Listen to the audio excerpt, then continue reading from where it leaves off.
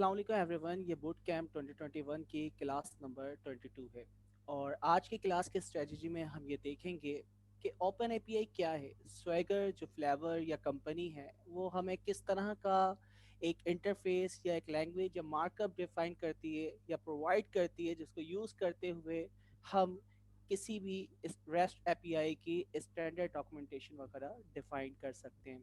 तो हमारे साथ हमारे लीड सर इनाम मौजूद हैं। अस्सलाम वालेकुम सर, कैसे हैं आप?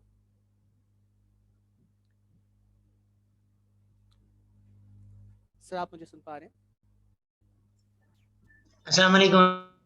वालेकुम अस्सलाम। रहमतुल्लाहि वबरकातुहू। सर कैसे हैं आप? तबीयत कैसी है? अल्हम्दुलिल्लाह सर, परफेक्ट। अल्हम्दुलिल्लाह माशाल्लाह। जज़ाकल्लाह सर। ओके, तो ये हमारी सिंपल सी स्ट्रेटजी है। एक किताब है जो कि हम स्टैंडर्ड इस्तेमाल कर रहे हैं, और ये आई थिंक हमने अपलोड भी कर दी होगी मुख्तलिफ चैनल के ऊपर सर्जिया ने। और अदरवाइज़ आप लोग के पास नहीं है तो कोई भी स्टूडेंट चैट में भी शेयर कर सकता है। तो हमें कोशिश करने है इसके इनिशियल 3 चैप्टर हैं वो आज की क्लास में हम कवर करने की कोशिश करें। अच्छा, सिंपल में ना आपको ना पहले एंड रिजल्ट जो है ना वो हम देख लेते हैं कि एंड सर रिजल्ट आई है डोंट नो, क्या। शायद मेरे पास या सबके पास आवाज मुझे थोड़ी मध्यम लग रही है आपकी। अच्छा, आज भी। अब तो मैंने ऑटो से सर हटा दिया था। अब सर मुझे बताएं आवाज़ कैसी है। अब बहुत बेहतर है। जज़ाकल्लाह जज़ाकल्लाह। जज़ाकल्लाह सर। अब भैया को आवाज़ इंशाल्लाह स्लो भी नहीं। जज़ाकल्लाह खैर। ओके। इंशाल्लाह। अच्छा, अब हम ये करते हैं कि हम पहले ना एंड रिजल्ट देख लेते हैं, क्योंकि ज़िंदगी का असूल है जब तक आपको डेस्टिनेशन का पता नहीं होता ना तो कोई भी मेहनत करने के लिए तैयार नहीं होता। तो हम एंड रिजल्ट देख लेते हैं कि चीज़ क्या है, और फिर हम उसको किस तरह इम्प्लीमेंट करते हैं, किस तरह उसकी यानी कॉन्फ़िगरेशन करते हैं, ये चीज़ें हम फिर देखेंगे। अच्छा देखें, हमारे पास ना यमल YAML ये एक मार्कअप साइंटैक्स है। जिस तरह आप जैसन के ऊपर कोड लिखते थे वो रिस्ट्रिक्ट था कि भाई आपको डिक्शनरी फॉर्मेट के अंदर डेटा को डिफाइन करना होता है, नेस्टेड वगैरह जो भी उसके अंदर चीज़ें आती हैं उसमें डिफाइन करना पड़ता है। तो ये आपके पास मार्कअप है लाइक जेसन की तरह, जिसे हम कहते हैं यमल। यमल फाइल बहुत सारी जगहों पे इस्तेमाल होती है, बहुत सारी जगह कहाँ है। कुबरनेटिस आप पढ़ते हैं, आप यानी दूसरे यानी cloud computing infrastructure as a service वगैरह पढ़ते हैं। तो वहाँ पे जो भी आपकी इमेज वगैरह होती है, आपके नेटवर्क का आर्किटेक्चर होता है, वो सारी की सारी चीज़ें जो आप डिफाइन कर रहे होते हैं यमल साइंटैक्स से कर रहे होते हैं। तो यमल साइंटैक्स कुछ नहीं है, अगर आपको जैसन आती है तो आप उसकी मदद से बहुत आसानी से ये काम कर सकते हैं। अच्छा, मैं आपको देखें रिजल्ट दिखाता हूँ कि रिजल्ट है क्या।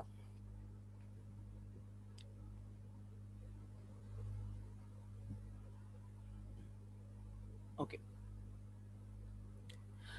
कुछ एरर्स आ रहे हैं, उसको मैंने फिल वक्त हाइड किया हुआ है। तो जस्ट हम ये कंसीडर कर रहे हैं। देखें, मैंने एक यमल कोड लिखा है जिसे ओपन एपीआई आपकी जो एपीआई है उसको डिफाइन करने का स्टैंडर्ड तरीका है। अब इस तरीके को हम पूरा पढ़ेंगे, सिंटैक्स है क्या, किस में क्या चीज़ हम डिफाइन कर रहे हैं। तो की वैल्यू पेयर की तरह ही हम चीज़ें डिफाइन कर रहे हैं जैसे हम प्रीवियसली डिक्शनरी में या जेसन के अंदर काम करते हुए आ रहे हैं। तो यहाँ पे आप देख सकते हैं हमने एपीआई का बताया, उसका टाइटल बताया है। तो जो चीज़ मैं डिफाइन करता जा रहा हूँ उसकी हेडिंग, उसकी डॉक्यूमेंटेशन एक स्टैंडर्ड फॉर्मेट में हमें ये रिटर्न करता है। अच्छा, ये जो स्वैगर है ना, स्वैगर यमल सिंटैक्स को भी सपोर्ट करता है और जैसन को भी सपोर्ट करता है। तो अगर आप चाहें तो जैसन फॉर्मेट में भी लिख सकते हैं, और अगर आप चाहें तो यमल में लिख सकते हैं, लेकिन हम रिस्ट्रिक्टली यानी हम कोशिश करेंगे कि हम यमल के फॉर्मेट को इस्तेमाल करें, और ये जैसन से कई गुना आसान है। तो ओपन एपीआई क्या है? कुछ भी नहीं है। आप जो एपीआई बना रहे थे उसकी डॉक्यूमेंटेशन करना, तो उसको एक स्टैंडर्ड तरीके से करें ताकि पूरी दुनिया में कोई भी आपका कंज्यूमर है या डेवलपर है, कंज्यूमर हमारा यानी देखिए कंज्यूमर डेवलपर ही है। मैं एपीआई बना के डेवलपर को देता हूँ, वो डेवलपर डॉक्यूमेंटेशन पढ़ता है कि भाई ये आपकी लाइक एक एपीआई का नाम है, वर्जन 1 है, उसके अंदर एक मेथड है, उसके अंदर एक यूआरएल है उस यूआरएल का नाम है रिव्यू। उस रिव्यू में जाके आपसे ये पैरामीटर लेता है, उसकी डेटा टाइप नंबर होती है XYZ और मुख्तलिफ चीज़ें आप डिफाइन करते हैं। तो ये एक स्टैंडर्ड आपने डॉक्यूमेंटेशन डिफाइन कर दी। अब इससे फ़ायदा क्या होगा कि इस डॉक्यूमेंटेशन को रीड करके कोई भी बंदा आपकी एपीआई को समझ सकता है, उसको इस्तेमाल कर सकता है। तो ये आपका यानी बेनिफिट है ओपन एपीआई का, जो कि स्वेगर को इस्तेमाल करते हुए हम डॉक्यूमेंटेशन करते हैं। ठीक है, यहां तक किसी का कोई सवाल? जी दोस्तों,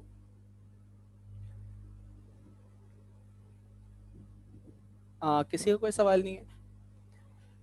सही नाम, आप इस पर कुछ कहना चाहेंगे स्वेगर वगैरह के ऊपर और ओपन एपीआई पे? यस सर, इसमें बस थोड़ी सी ये ऐड करना चाहूंगा कि इसका जो है बेसिकली आपने बिल्कुल स्वैगर बहुत सी चीज दिखाई है। इसके साथ जो है ना फायदा ये होता है कि आप इस YAML को जो है कॉपी करके और अपने जो है जो आप भी लाइब्रेरी यूज कर रहे हैं, फॉर एग्जांपल आप .NET में काम कर रहे हैं, पाइथन में काम कर रहे हैं, Node.js में काम कर रहे हैं, तो उनके अपने मॉड्यूल्स आते हैं जिनके मुताबिक आप जो है बेसिकली उसके अंदर ये YAML फाइल ऐसे कॉन्फ़िगरेशन दे दें, तो वो आपके वेब सर्वर के साथ ही एक जो है ना बेसिकली जो आपको ये राइट पे पेन नजर आ रहा है, ये पूरी एक साइट जनरेट करके दे देते हैं, एक कंप्लीट डॉक्यूमेंटेशन, जिसकी मदद से आप जो है इवन यहाँ पर ट्राई इट आउट को अगर आप क्लिक करें तो इसकी मदद से आप जो है बेसिकली अपनी एपीआई को, अगर पीछे सर्वर मौजूद है चल रहा है, तो आप चेक भी कर सकते हैं यहाँ पर।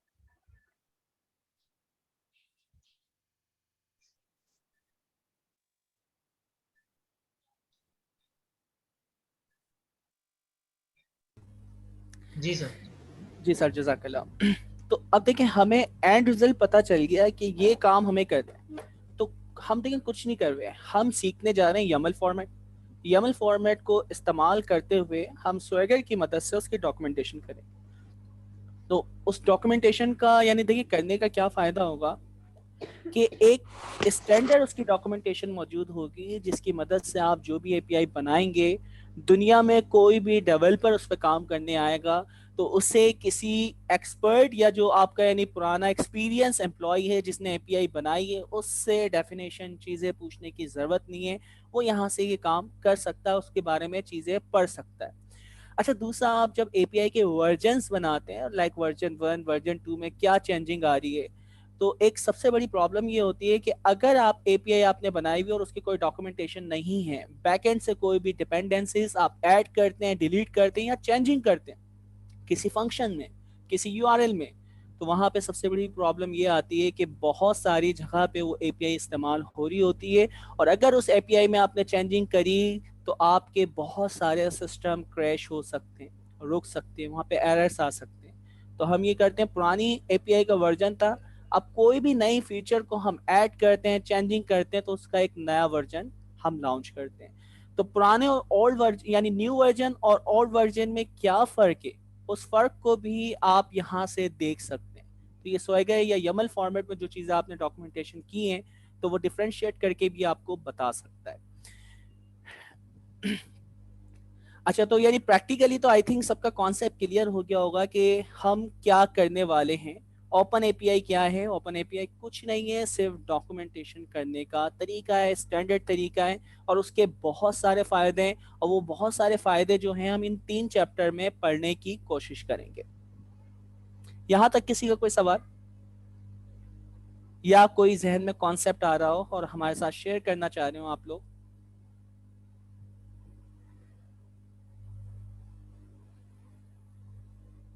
जी, नवीद, ताहिर, तैयब, एनीवन?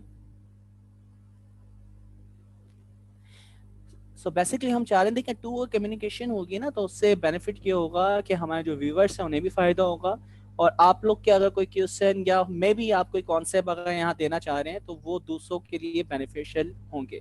अच्छा, तो मैं ये चाह रहा हूँ कि जो चीज़ें मैंने बताई हैं आपको वो चीज़ें क्या समझ आई है, कोई 5 या 6 लाइन में जैसे वो डिफाइन करना चाहे वो बता सकता है? आतिफ, नवीद, एनीवन? क्या हो गया यार, इतना मुश्किल तरीन सवाल थोड़ी ना किया है।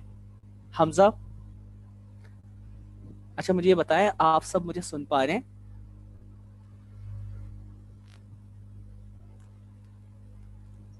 सर मुझ तक तो आवाज आ रही है। सर ये सब खामोश क्यों, म्यूट करके क्यों बैठे हुए? अनम्यूट कर पा रहे हैं आप अपने आप को? क्योंकि मैंने तो कोई रिस्ट्रिक्शन नहीं लगाई। हमजा मुझे बताएं, आप अपने आप को अनम्यूट कर पा रहे हैं? Yes sir. ओके। ठीक है सर, आगे बढ़ते हैं। तैयार ताहिर का तो माइक नहीं चल रहा, आगे बढ़ते हैं, लेट्स सी के जाना। जी सर। सो बेसिकली सर मैं चाह रहा था कि ये जब तक रिपीट करते ना, मैं फेसबुक के मुख्तलिफ ग्रुप के ऊपर अपनी लाइव स्ट्रीमिंग को शेयर कर देता। ओह सॉरी सॉरी, बिल्कुल ठीक है, सॉरी। तो मैं फिलहाल इसको स्टॉप करके, सर आप इसने कुछ कहना चाह रहे हैं तो मैं दूसरे यानी चैनल्स के ऊपर उसको शेयर कर लेता हूँ ग्रुप से। अच्छा, इसमें जैसे मैंने जिक्र किया था कि आप जो है अपने सर्वर के साथ जो है बेसिकली इसको सर्व कर सकते हैं, कि आपका जो मेन सर्वर चल रहा है उसके साथ ही जो है आपकी अगर वेब सर्वर है तो उसी सेम सर्वर के ऊपर, उसी सेम पोर्ट के ऊपर आप एक यूआरएल रजिस्टर कर सकते हैं, जिसके ऊपर स्वैगर की जो है ना डॉक्यूमेंटेशन जो अभी सर कासिम ने दिखाया है कि स्वैगर जो है एडिटर की मदद से क्रिएट की गई है, वो जो है एज ए जो है डॉक्यूमेंटेशन पेज भी जो है वहां पर प्रेजेंट हो जाएंगी, और प्लस जो है वहां से अगर कोई टेस्ट करना चाह रहा है तो वो उन्हें टेस्ट भी कर सकता है। तो इसके लिए एक छोटा सा मैंने जो है ना बेसिकली आज प्रोजेक्ट बनाया था, मेरा ख्याल था हम सेशन के एंड में कर लेंगे। तो हम जो है सर कासिम ने जैसे आपको दिखाया ही है कि जो है हम बेसिकली फाइनल प्रोडक्ट पहले देख लेते हैं। तो फाइनल प्रोडक्ट जो है बेसिकली एक सर कासिम ने दिखा दिया कि आप वहां से जो है स्वैगर यूआई एडिटर से जो है आप जो है अपनी YAML जनरेट कर सकते हैं इंटरेक्टिव वे में। और देन वो जब आपकी YAML जनरेट हो जाएगी, तो फॉर एग्जांपल जैसे मैंने एक नोड.js का छोटा सा प्रोजेक्ट बनाया, मैं अपनी स्क्रीन शेयर कर रहा हूँ अभी। अच्छा, आप लोगों को स्क्रीन नजर आ रही है VS कोड? जी सर बिल्कुल परफेक्ट है। अच्छा, इसमें जो है Node.js का एक प्रोजेक्ट है जिसमें एक्सप्रेस का वेब एप्लीकेशन Node.js एक्सप्रेस के साथ छोटी सी एक जो है सिंपल टू डू ऐप के 2 राउट्स रजिस्टर करवाए मैंने, और इनके जो है बेसिकली मैंने जो है डॉक्यूमेंटेशन जो है वही स्वैगर यूआई एडिटर से जो है बेसिकली क्रिएट की है। इसमें जो है बहुत सिंपल सा है कि आपने एक npm मॉड्यूल इंस्टॉल करना है स्वैगर यूआई एक्सप्रेस, जो आपकी कॉन्फ़िग से ऑटोमेटिकली जो है स्वैगर के पेजेस जनरेट कर देता है आपकी ऐप में, और वो पेजेस जो है वो किस यूआरएल के ऊपर डिस्प्ले होने चाहिए वो आप जो है बेसिकली app.use के अंदर बता देते हैं। ये छोटा सा जो है बेसिकली एक मैकेनिज्म है, जो अगर आप जो है यहाँ पर npm में और स्वैगर डैश एक्सप्रेस लिखेंगे तो वो आपको जो है वो मिल जाएगा स्वैगर यूआई एक्सप्रेस।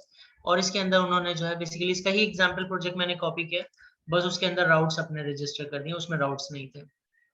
तो इसके अंदर इन्होंने डिफरेंट कॉन्फ़िगरेशंस बताई हुई है कि अगर आपने जेसन से रजिस्टर करना है तो कैसे करेंगे, मल्टीपल जेसन है तो कैसे करेंगे। ये एक छोटी सी जो है वो लाइब्रेरी थी। देन स्वैगर एडिटर है जो सर कासिम ने दिखाई दिया आपको, तो आप इसके अगर साइड बाय साइड 2 वर्जन खोल लेंगे, इसमें इन्होंने एक पैट स्टोर का बहुत कॉम्प्रिहेंसिव एग्जाम्पल दिया हुआ है। तो मैंने भी यही किया था कि इस एडिटर से जो है बेसिकली कॉपी करके अपनी रिक्वायर्ड जो है वो YAML फाइल के अंदर जो है मैंने जो मेरे रिक्वायर्ड जो पैरामीटर्स थे वो मैंने कॉपी कर लिए थे। फॉर एग्जांपल स्वैगर सर कासिम जो बेसिकली हम बुक से आपको पढ़ा रहे हैं वो ओपन एपीआई है, सेम मॉड्यूल जो है बेसिकली ओपन एपीआई के लिए भी काम करता है, अदरवाइज ओपन एपीआई का भी npm मॉड्यूल है जो ओपन एपीआई की बेसिकली यूआई जनरेट करके दे देता है आपको। देन ये डिफरेंट जो है वो मेटा इंफॉर्मेशन है, जिसे कॉन्टैक्ट कौन है, लाइसेंस, ये एपीआई जो है किस लाइसेंस इंफॉर्मेशन के साथ अवेलेबल है, इसका वर्जन क्या है, टाइटल क्या दिखेगा, डिस्क्रिप्शन क्या दिखेगी। फिर जो मेन चीज है वो पाथ्स के अंदर आती है कि कौन कौन से यूआरएल्स हैं। ये तो सर सॉरी सर कासिम आपको बहुत डिटेल में बुक से बताएंगे। सिर्फ हम इसका पैटर्न देख लेते हैं कि आपने अपने राउट्स रजिस्टर करने होते हैं, आपने ये बताना होता है कि ये यूआरएल या ये एंड पॉइंट क्या डेटा लेगा, रिस्पॉन्स में आप क्या क्या रिटर्न कर सकते हैं, ये सारी इंफॉर्मेशन सर कासिम आपको बताएंगे। फिर 2 राउट्स थे, जैसे एक पोस्ट का है टू डू पे, और एक मैंने जो है गेट का राउट रजिस्टर किया है कि स्लैश टू डू के साथ अगर आईडी दी जाए, देन सर्वर के अंदर ये 2 राउट्स रजिस्टर करके मैंने स्लैश टू डू और स्लैश टू डू स्लैश एक यूआरएल पैरामीटर ले लिया। देन जो मैंने जो है ना डॉक्यूमेंटेशन में लिखे हुए थे एरर कोड्स रिटर्न करवा दिए कि अगर आईडी जो है वो इनवैलिड है तो जो है एक मखसूस जो है ना कोड रिटर्न करवा दिया, और अगर आईडी जो है वो मिल नहीं रही है टू डूज के अंदर तो जो है 404 रिटर्न करवा दिया, अदरवाइज जो है वो टू डू रिटर्न करवा दिया। अब अगर हम इसको रन करें,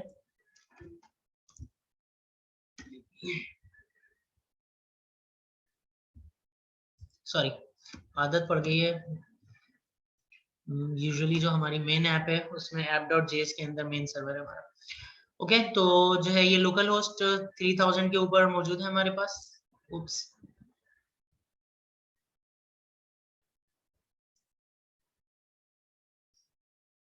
यार ये बार कैसे हटेगी इसकी कम वक्त?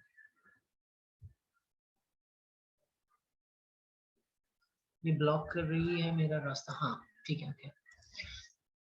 लोकल होस्ट कॉलम 3000 के ऊपर जो है ये ऐप रन हो रही है, और स्लैश एपीआई डैश डॉक्स वो यूआरएल है जिसके ऊपर मैंने माउंट किया है कि स्वैगर की डॉक्यूमेंटेशन इस यूआरएल के ऊपर मुझे डिस्प्ले होनी चाहिए।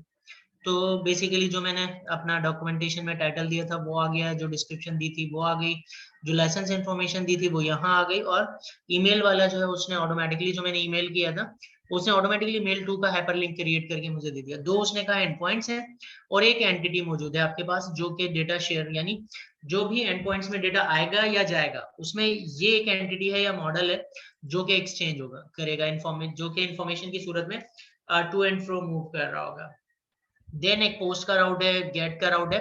अब जो मैं दिखाना चाह रहा था आपको कि अगर मुझे चेक करना है तो यहाँ पर अभी जो है बेसिकली ये फील्ड जो है एडिटेबल नहीं है, लेकिन अगर मैं ट्राई इट आउट करता हूँ तो मेरे पास जो है, अब ये देखें कि इसने मुझे एडिटेबल फॉर्म के अंदर जो है ना ये दे दिया। फॉर एग्जांपल मैंने कहा मुझे एक टास्क क्रिएट करना है, पैनाडोल आज की डेट में है, स्टेटस क्रिएटेड है, इज कंप्लीटेड फॉल्स है।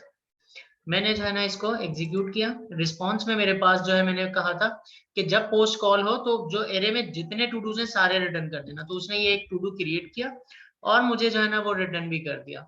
अब इसकी आईडी क्या है? अच्छा, मैंने जो बेसिकली वहां से रिटर्न करवाया टू डू से, वो as an index URL parameter में रिटर्न करवाया। तो अगर मैं गेट के राउट में ट्राई करता हूँ और मैं अगर इसको 1 भेजता हूँ, टू डू आईडी 1 ला कर दो, तो ये क्या है, 1 एग्जिस्ट नहीं करता।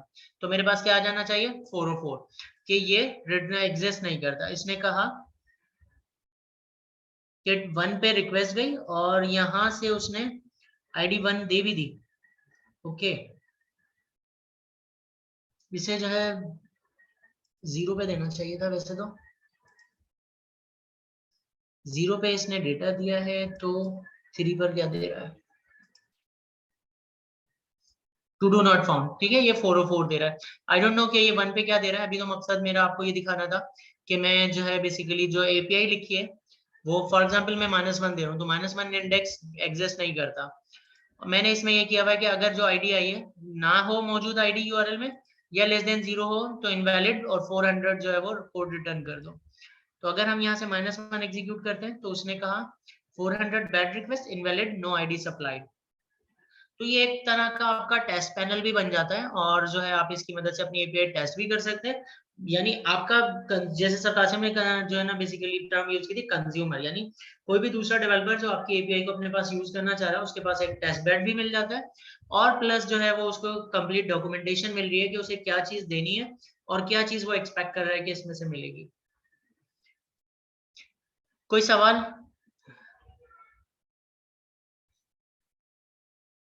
जी सर, ओवर टू यू। जज़ाकल्लाह सर। भैया को अच्छा, बुक को मैंने चैट के अंदर शेयर कर दिया है, तो आप लोग के पास यकीनन मौजूद होगी। अब देखिए, हम आज की क्लास में 3 चैप्टर को कवर करने की कोशिश करेंगे। चैप्टर 1 के अंदर ये हम देखेंगे कि एपीआई क्या होती है, रेस्ट एपीआई क्या होती है, किस तरह हम उनको यानी इस्तेमाल करते हैं, स्वैगर क्या है, ओपन एपीआई क्या है, और इस किताब के ज़रिए हम क्या चीज़ अचीव कर सकते हैं, कितने सेक्शन में हम इस किताब को डिवाइड कर रहे हैं पढ़ने के लिए। सेकेंड चैप्टर जो है, मुख्तलिफ एपीआई जो पहले से बनी हुई हैं उनको पोस्टमैन के थ्रू कनेक्ट करना। अच्छा, चैप्टर 2 आपने पहले ही यानी आप समझें बहुत अच्छे से पढ़ा हुआ है, पोस्टमैन को बहुत अच्छे तरीके से आपने इस्तेमाल किया हुआ है, यानी इसमें इतनी डिटेल से नहीं पढ़ाया जा रहा जो आप प्रीवियस क्लासेस के अंदर पढ़ चुके हैं कि पोस्टमैन के साथ किसी भी एपीआई को किस तरह कनेक्ट करते हैं, वेरिएबल कैसे बनाते हैं, रिक्वेस्ट कैसे भेजते हैं, रिस्पॉन्स कैसे देखते हैं। अच्छा, थर्ड जो है, थर्ड के अंदर ये यमल फाइल जो बनाने का तरीका है वो आपको बताएगा, यमल क्या है उसके बारे में बताएगा, जैसन फॉर्मेट क्या है वो आप पहले से जानते हैं। तो ये 3 चैप्टर हैं जो आज की क्लास में हम कवर करने की कोशिश करेंगे। अच्छा, अब एपीआई इकोसिस्टम क्या है, हम बचपन से पढ़ते, बचपन से मुराद हमारा जो बूट कैम्प स्टार्ट हुआ है, हमारे यानी बूट कैम्प का जो स्लोगन ही था वो क्या है, एपीआई इकोनॉमी। ठीक है, तो इकोनॉमिकली यानी किस तरह एपीआई आपस में इंटरेक्शन करती हैं, हम एपीआई बना के किस तरह उसको यानी दूसरों के लिए यूजफुल बना सकते हैं, ओपन सोर्स कर सकते हैं, और ओपन एपीआई या एपीआई फर्स्ट एप्लीकेशन डिजाइन बनाने के क्या बेनिफिट है। ठीक है, तो कोड फर्स्ट वगैरह ये सारी डिटेल हम पहले से देख चुके हैं। तो एपीआई इकोसिस्टम क्या है, इसकी डेफिनेशन भी हम बहुत डिटेल में पढ़ चुके हैं, लेकिन यहाँ पे हम दोबारा से दोहराएंगे। ओपन एपीआई क्या है, स्वैगर क्या है, इसके बारे में हम पहले यानी अभी हमने देख लिया है कि ये चीज़ें हैं क्या, तो इसको भी हम डिटेल में देख लेंगे, और ओपन एपीआई को इस्तेमाल कैसे करते हैं और इसका बुक का ओवरव्यू क्या है। ओके, तो आपको पता है भाई पूरी दुनिया में डेवलपर मुख्तलिफ चीज़ों में एक्सपर्ट होते हैं, मुख्तलिफ सॉफ्टवेयर पहले बनाते थे, तो सॉफ्टवेयर एज अ सर्विस पूरी की पूरी सेल की जाती थी। तो अब ये क्या कह रहे हैं कि अब बहुत सारी सर्विसेज ऐसी होती हैं जो आपस में इंटरेक्ट करती हैं। तो उसके लिए आसान तरीका क्या है कि आपके पास जो भी आपकी स्पेशलाइजेशन है आपके प्रोडक्ट की, उस सर्विस को आप एपीआई बना के लोगों को ओपन सोर्स कर सकते हैं या उसको सेल कर सकते हैं। तो उससे क्या फायदा होगा कि आपकी उस सर्विस को दूसरे लोग भी अपने प्रोडक्ट में इस्तेमाल कर सकते हैं। तो इकोनॉमिकली आप कुछ पैसे उनको देंगे और वो इस्तेमाल जो करेंगे उसका जो भी प्रॉफिट होगा वो आपको यानी मिल रहा होगा। ठीक है, तो एक इकोनॉमिकली क्या हो रहा होगा, आपकी बैलेंस यानी पैसों की क्या ट्रांसफर हो रहे होंगे। तो इकोनॉमिकली आपकी ग्रोथ होगी आपकी कंट्री की और मुख्तलिफ जगहों की। तो वर्ल्ड एपीआई इकोनॉमी हम या इकोसिस्टम हम पहले से पढ़ चुके हैं। ओपन एपीआई देखें, पहले जो एपीआई थी लोगों ने एपीआई बनाए पर्टिकुलर काम के लिए, उसको ये बारे में जो भी बैकएंड डेवलपर था उसने बता दिया कि भाई ये राउट है, इस राउट के ऊपर ये वेरिएबल्स हैं, ये पैरामीटर आपसे लेता है, इससे आप अपडेट कर सकते हैं, इससे आप डिलीट कर सकते हैं। यानी एपीआई की डॉक्यूमेंटेशन कहीं नहीं लिखी थी, उसने सीरियन बंदे ने मुझे जो चीज़ बताई, जो चीज़ सिखाई, वो चीज़ मैंने अपने पास कहीं नोट डाउन कर ली और उसके ऊपर डेवलपर काम करना स्टार्ट कर देता है। ठीक है, अच्छा ओपन एपीआई क्या कह रही है, ओपन एपीआई कह रही है कि जो भी आप एपीआई बनाते हैं, जो भी आप राउट बनाते हैं, कि स्टैंडर्ड तरीके से आप काम करें यमल फॉर्मेट के अंदर, और उसकी पूरी की पूरी डॉक्यूमेंटेशन ओपन एपीआई के प्लेटफॉर्म पे वो आपको बिल्ड करके दे देगी, क्रिएट करके दे देगी। जिस तरह अभी सैनाम ने भी हमें दिखाया कि पूरी की पूरी यमल फाइल के जरिए एक सर्वर आपका अप हो गया और उसके ऊपर आप टेस्टिंग और मुख्तलिफ चीजें कर सकते हैं। तो अब मुझे किसी सीनियर बंदे से पूछने की जरूरत नहीं, ये एपीआई काम क्या करती है।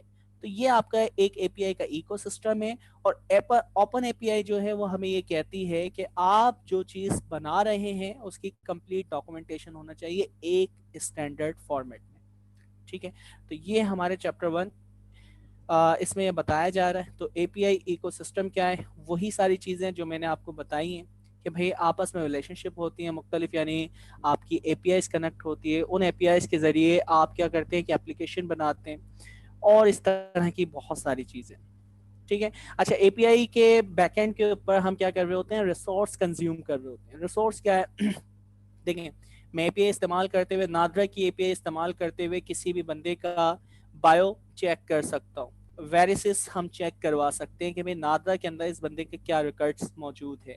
ठीक है, तो एक रिसोर्स इस्तेमाल हो रही है कि मैं किसी भी बंदे का एनालिसिस सेंड करता हूँ, उसके अगेंस्ट नादरा मुझे कुछ डिटेल स्टैंडर्ड फॉर्मेट के अंदर वापसी रिटर्न करता है। अब इस तरह बहुत सारी चीज़ें, बैंकिंग की अगर मैं बात करता हूँ, देखें अभी जब आप किसी भी फाइनेंशियल एप्लीकेशन में जाते हैं, वहां पे जाते आप आई बैंक नंबर इंसर्ट करते हैं, तो जैसे ही आप आई बैंक ऐड बेनिफिशियरी में ऐड करते हैं, वो खुद ब खुद उस आई बैंक के अगेंस्ट जो भी आपके पास टाइटल होता है वो रिट्रीव करके ले आता है।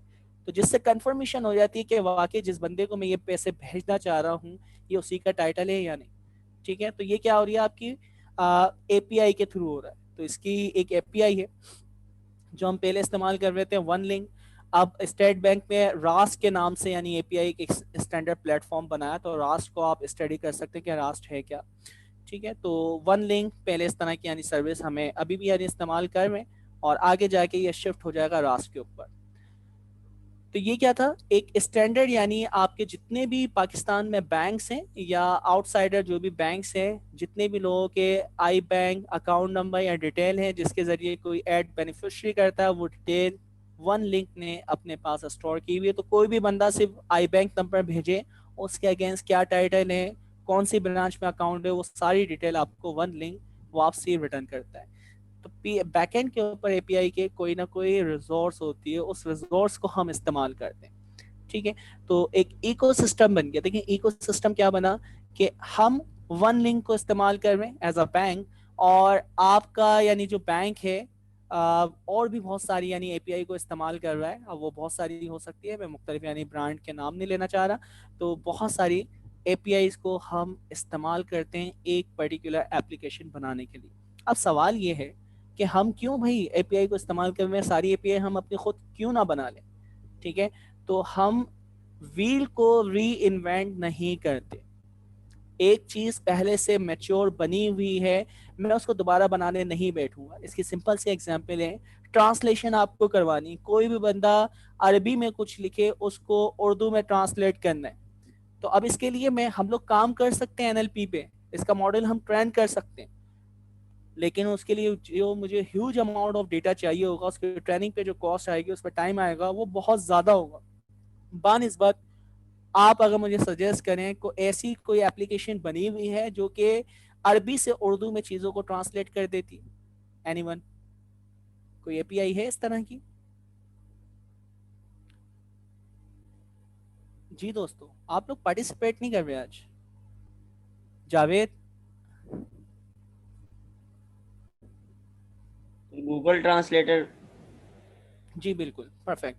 तो गूगल ट्रांसलेटर हमारे पास एक एपीआई है, मैं उसको इस्तेमाल कर लूंगा, अपना जो भी टैक्स है उसको सेंड करूंगा, उसके अगेंस्ट वो मुझे अरबी से उर्दू में ट्रांसलेट करके रिटर्न कर देगा। तो ये बेनिफिट है कि आप री इन्वेंट नहीं करते कोई चीज। इस वजह से एपीआई इकोसिस्टम यानी बहुत ज्यादा यानी ग्रो कर रहा है। ठीक है, तो एपीआई के बैकएंड पे कोई ना कोई रिसोर्स होती है, सोर्स होती है, जो कि हम कंज्यूम कर रहे होते हैं, इस्तेमाल कर रहे होते हैं, और उसके अगेंस्ट कोई ना कोई कॉस्ट हमें देना पड़ती है। अच्छा, फिर एपीआई की वही वाली बात कि मैंने एपीआई पहले बनाई हुई थी, रेस्ट एपीआई या जो भी आपकी एपीआई के यानी स्टैंडर्ड है, प्रोटोकॉल्स हैं, एपीआई बनाई हुई है, उसकी डॉक्यूमेंटेशन नहीं है, कोई भी चेंजिंग आप बैकएंड के ऊपर जाके करते हैं, चाहे वो डिपेंडेंसीज में हो, कोई फीचर में चेंजिंग हो, इनपुट आउटपुट में चेंजिंग हो, आप ज़रा सी भी चेंजिंग करें, क्योंकि आपकी एपीआई मुख्तलिफ एप्लीकेशंस में इस्तेमाल हो रही है, तो अब क्या होगा, क्योंकि इनपुट लेने का तरीका भी चेंज हो गया और आउटपुट जो प्रोवाइड कर रहा था वो भी तरीका चेंज हो गया, उसमें यानी एक्स्ट्रा इन्फॉर्मेशन आ रही। तो जब वो इन्फॉर्मेशन आएगी और आप उसको रिट्रीव करके डिस्प्ले करवाएंगे या आप कोई रिक्वेस्ट सेंड करेंगे, कम कोई डिटेल पैरामीटर भेजेंगे, तो क्या होगा, एरर जनरेट होगा। एरर जनरेट होगा तो बहुत सारी एप्लीकेशंस क्या हो जाएंगे, क्रैश हो जाएंगी। तो अगर आप डॉक्यूमेंटेशन नहीं करते प्रॉपर, न्यू यानी वर्जन में आप क्या चीज़ें ला रहे हैं, तो एपीआई को हैंडल करना वो बड़ा ही मुश्किल तरीन काम है। ठीक है,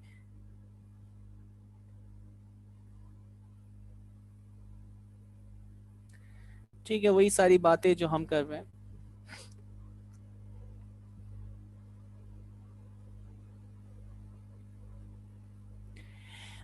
अच्छा, तो अब ये एक यानी सॉल्यूशन हमें बताना चाह रहे हैं, लाइक ब्रिज सॉल्यूशन।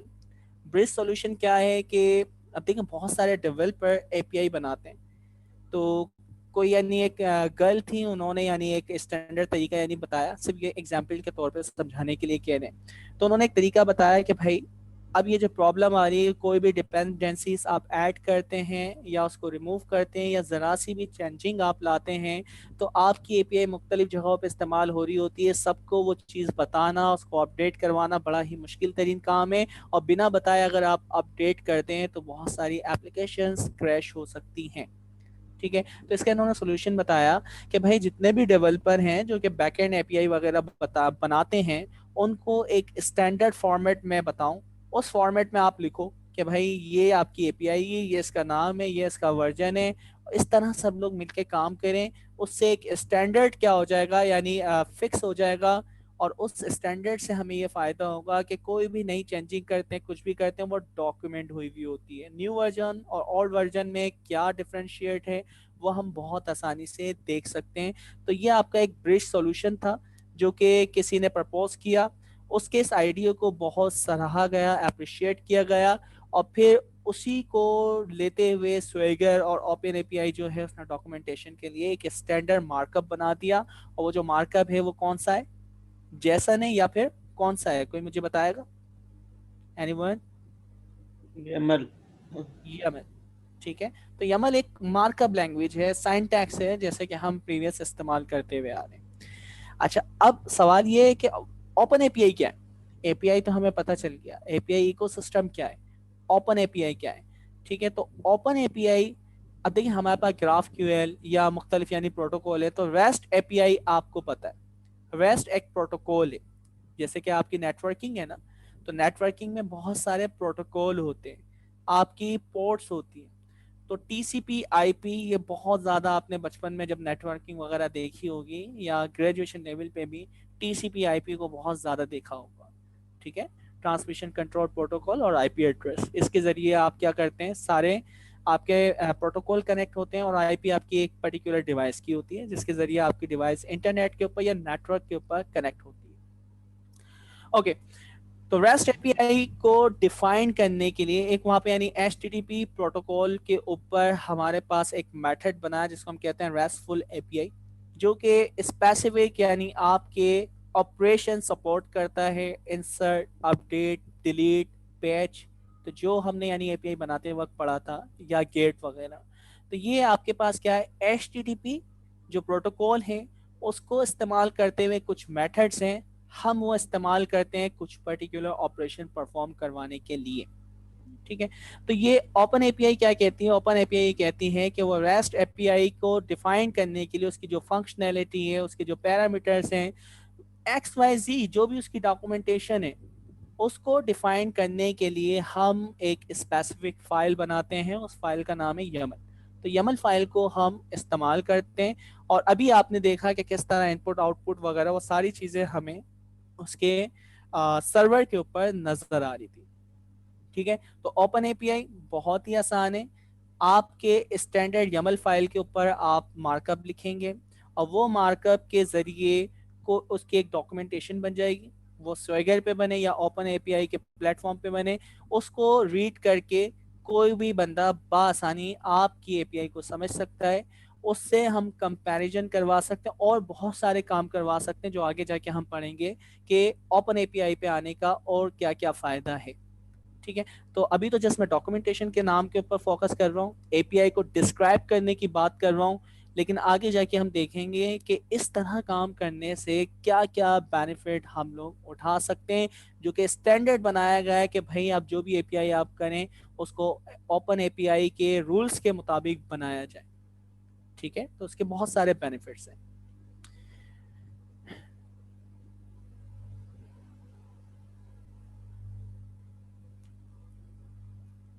ठीक है, तो आपके देखें एपीआई जो जनरेट हम करवा रहे हैं उसकी डॉक्यूमेंटेशन, वो डॉक्यूमेंटेशन ह्यूमन रीडेबल होना चाहिए, जिसको बहुत आसानी से कोई भी इंसान यानी कंज्यूमर समझ सके। अब इन्होंने एक ओपन एपीआई की डेफिनेशन दी है, ये कोड आप देख सकते हैं, ये सेम वही कोड है जो अभी हमने स्वेगर के ऊपर या सर इनाम ने स्वेगर के डॉक्यूमेंटेशन एक लोकल होस्ट के ऊपर अप करके हमें दिखाई। तो इसमें क्या बता रहे, ठीक है, सबसे पहले की वैल्यू पेयर वाला ही काम है। अच्छा, इन्होंने चैप्टर 3 के अंदर एक मार्कअप को वो दिखाया है, मैं जरा यहाँ चेक करूं,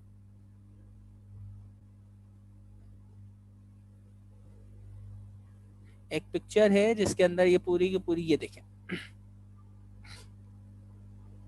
देखिए जेसन से आप सब फैमिलियर है। जेसन जो होता है वो एक ऑब्जेक्ट होता है जिसमें क्या होती है, डिक्शनरी होती है, डिक्शनरी में की वैल्यू पेयर हम पास कर रहे होते हैं।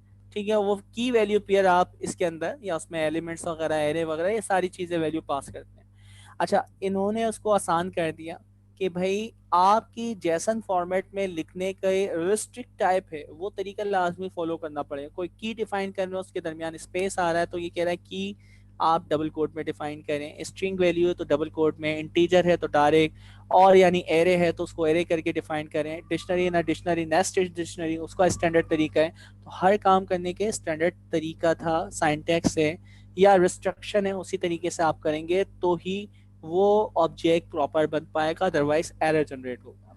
इन्होंने इसको थोड़ा और आसान कर दिया। क्या आसान किया कि भाई जो आपकी स्ट्रिंग है, स्ट्रिंग को आप डायरेक्टली भी लिख सकते हैं, यानी डबल कोड या सिंगल कोड लगाने की जरूरत नहीं है। ठीक है। आपके जो ब्रैकेट खुलते थे, इंडेंटेशन यहाँ पे फिर आ जाती है, तो इंडेंटेशन वगैरह को इस्तेमाल कर सकते हैं, मल्टी लाइन कमेंट्स कर सकते हैं, आपकी कोई भी डेटा टाइप डिफाइन कर सकते हैं। तो वो सारे काम जो आप वहां पे करते थे, यहाँ इन्होंने उसको थोड़ा सा आसान कर दिया। तो दोनों है मार्कअप। अगर आप जैसन को जानते हैं तो यहाँ पे आपको स्विच होना कोई मुश्किल तरीन काम नहीं है। ठीक है, तो ये बिल्कुल दोनों सेम है, जस्ट आपके लिखने का तरीका चेंज हो रहा है, जैसन में लिख लें या यमल में लिख लें।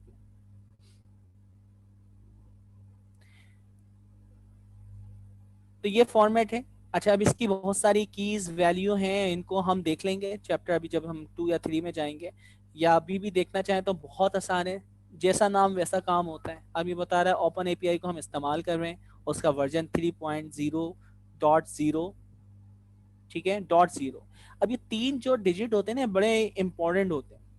पहला वाला ये आपके फ्रेमवर्क को बताता है कि आपने कौन से फ्रेमवर्क, यानी फर्स्ट फ्रेमवर्क आपको इस्तेमाल कर रहे हैं। उसके अंदर लाइक मैंने काम किया था पहले PHP पे, फिर मैंने फ्रेमवर्क चेंज कर दिया, मैं उसको ले आया लाइक क्या नाम है, टाइप स्क्रिप्ट के ऊपर या नॉट के ऊपर।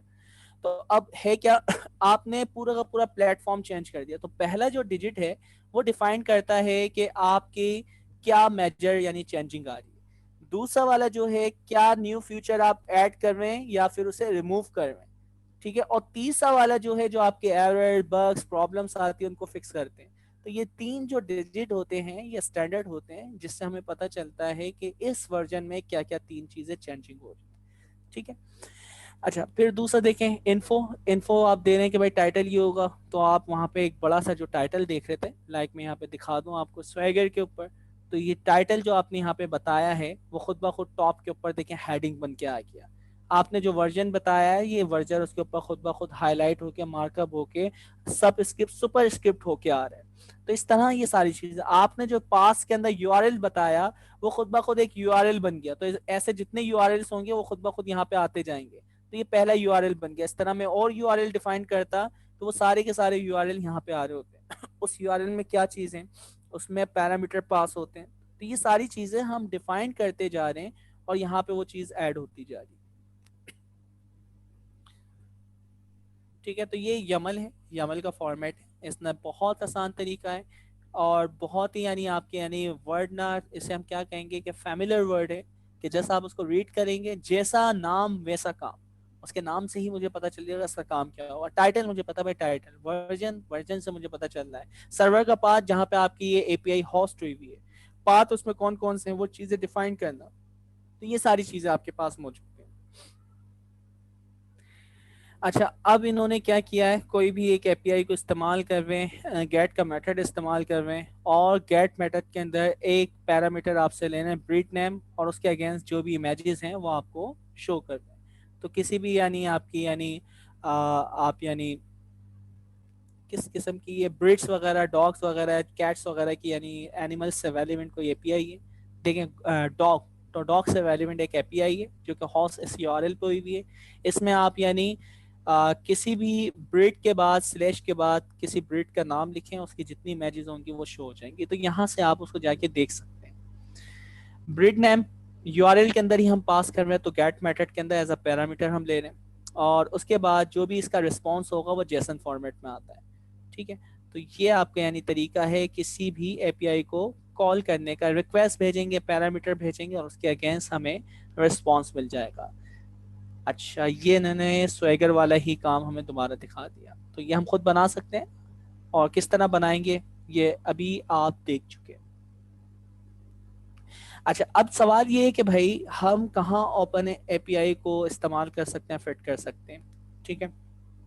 ग्राफ क्यूएल अपनी स्कीमा वगैरह की डॉक्यूमेंटेशन खुद बना रहा है। तो ये रेस्टफुल एपीआई जो है, तो उसकी डॉक्यूमेंटेशन डिफाइन करने के लिए ओपन एपीआई स्टैंडर्ड हम लोग इस्तेमाल करते हैं। अच्छा सही नाम, आप इस पर कुछ कहना चाहेंगे कि ग्राफ क्यूएल भी यानी डॉक्यूमेंटेशन वगैरह, स्कीमा वगैरह वो खुद यानी बना देता है। तो ओपन एपीआई और ये ग्राफ क्यूएल वगैरह की जो यानी डॉक्यूमेंटेशन है, इसमें क्या फ़र्क है? सर आपने अच्छा समराइज कर दिया। इसमें जो है बेसिकली इसके अलावा और तो मैं खास कुछ ऐड नहीं करना चाह रहा। आपने माशाल्लाह ऑलरेडी बहुत कंक्रीट वे में जो है इसको समराइज कर दिया। ओके, जज़ाकल्लाह।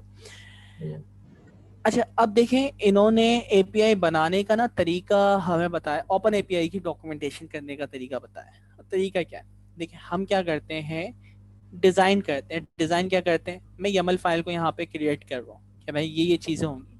तो जैसे आपने एपीआई फर्स्ट अप्रोच कहा था कि हमारे पास ये राउट्स होंगे, उसमें ये पैरामीटर्स होंगे, उसमें ये चीजें होंगी, ठीक है। तो अब वो चीजें आप कॉपी पेंसिल के ऊपर यानी बना रहे थे, तो ये कह रहा है कि यार आपने कॉपी पेंसिल पे बनाने के बाद उसका जो भी यानी मॉक सर्वर जो था, ठीक है, मॉक सर्वर के बारे में हमने पॉस्टमैन के ऊपर पढ़ा था।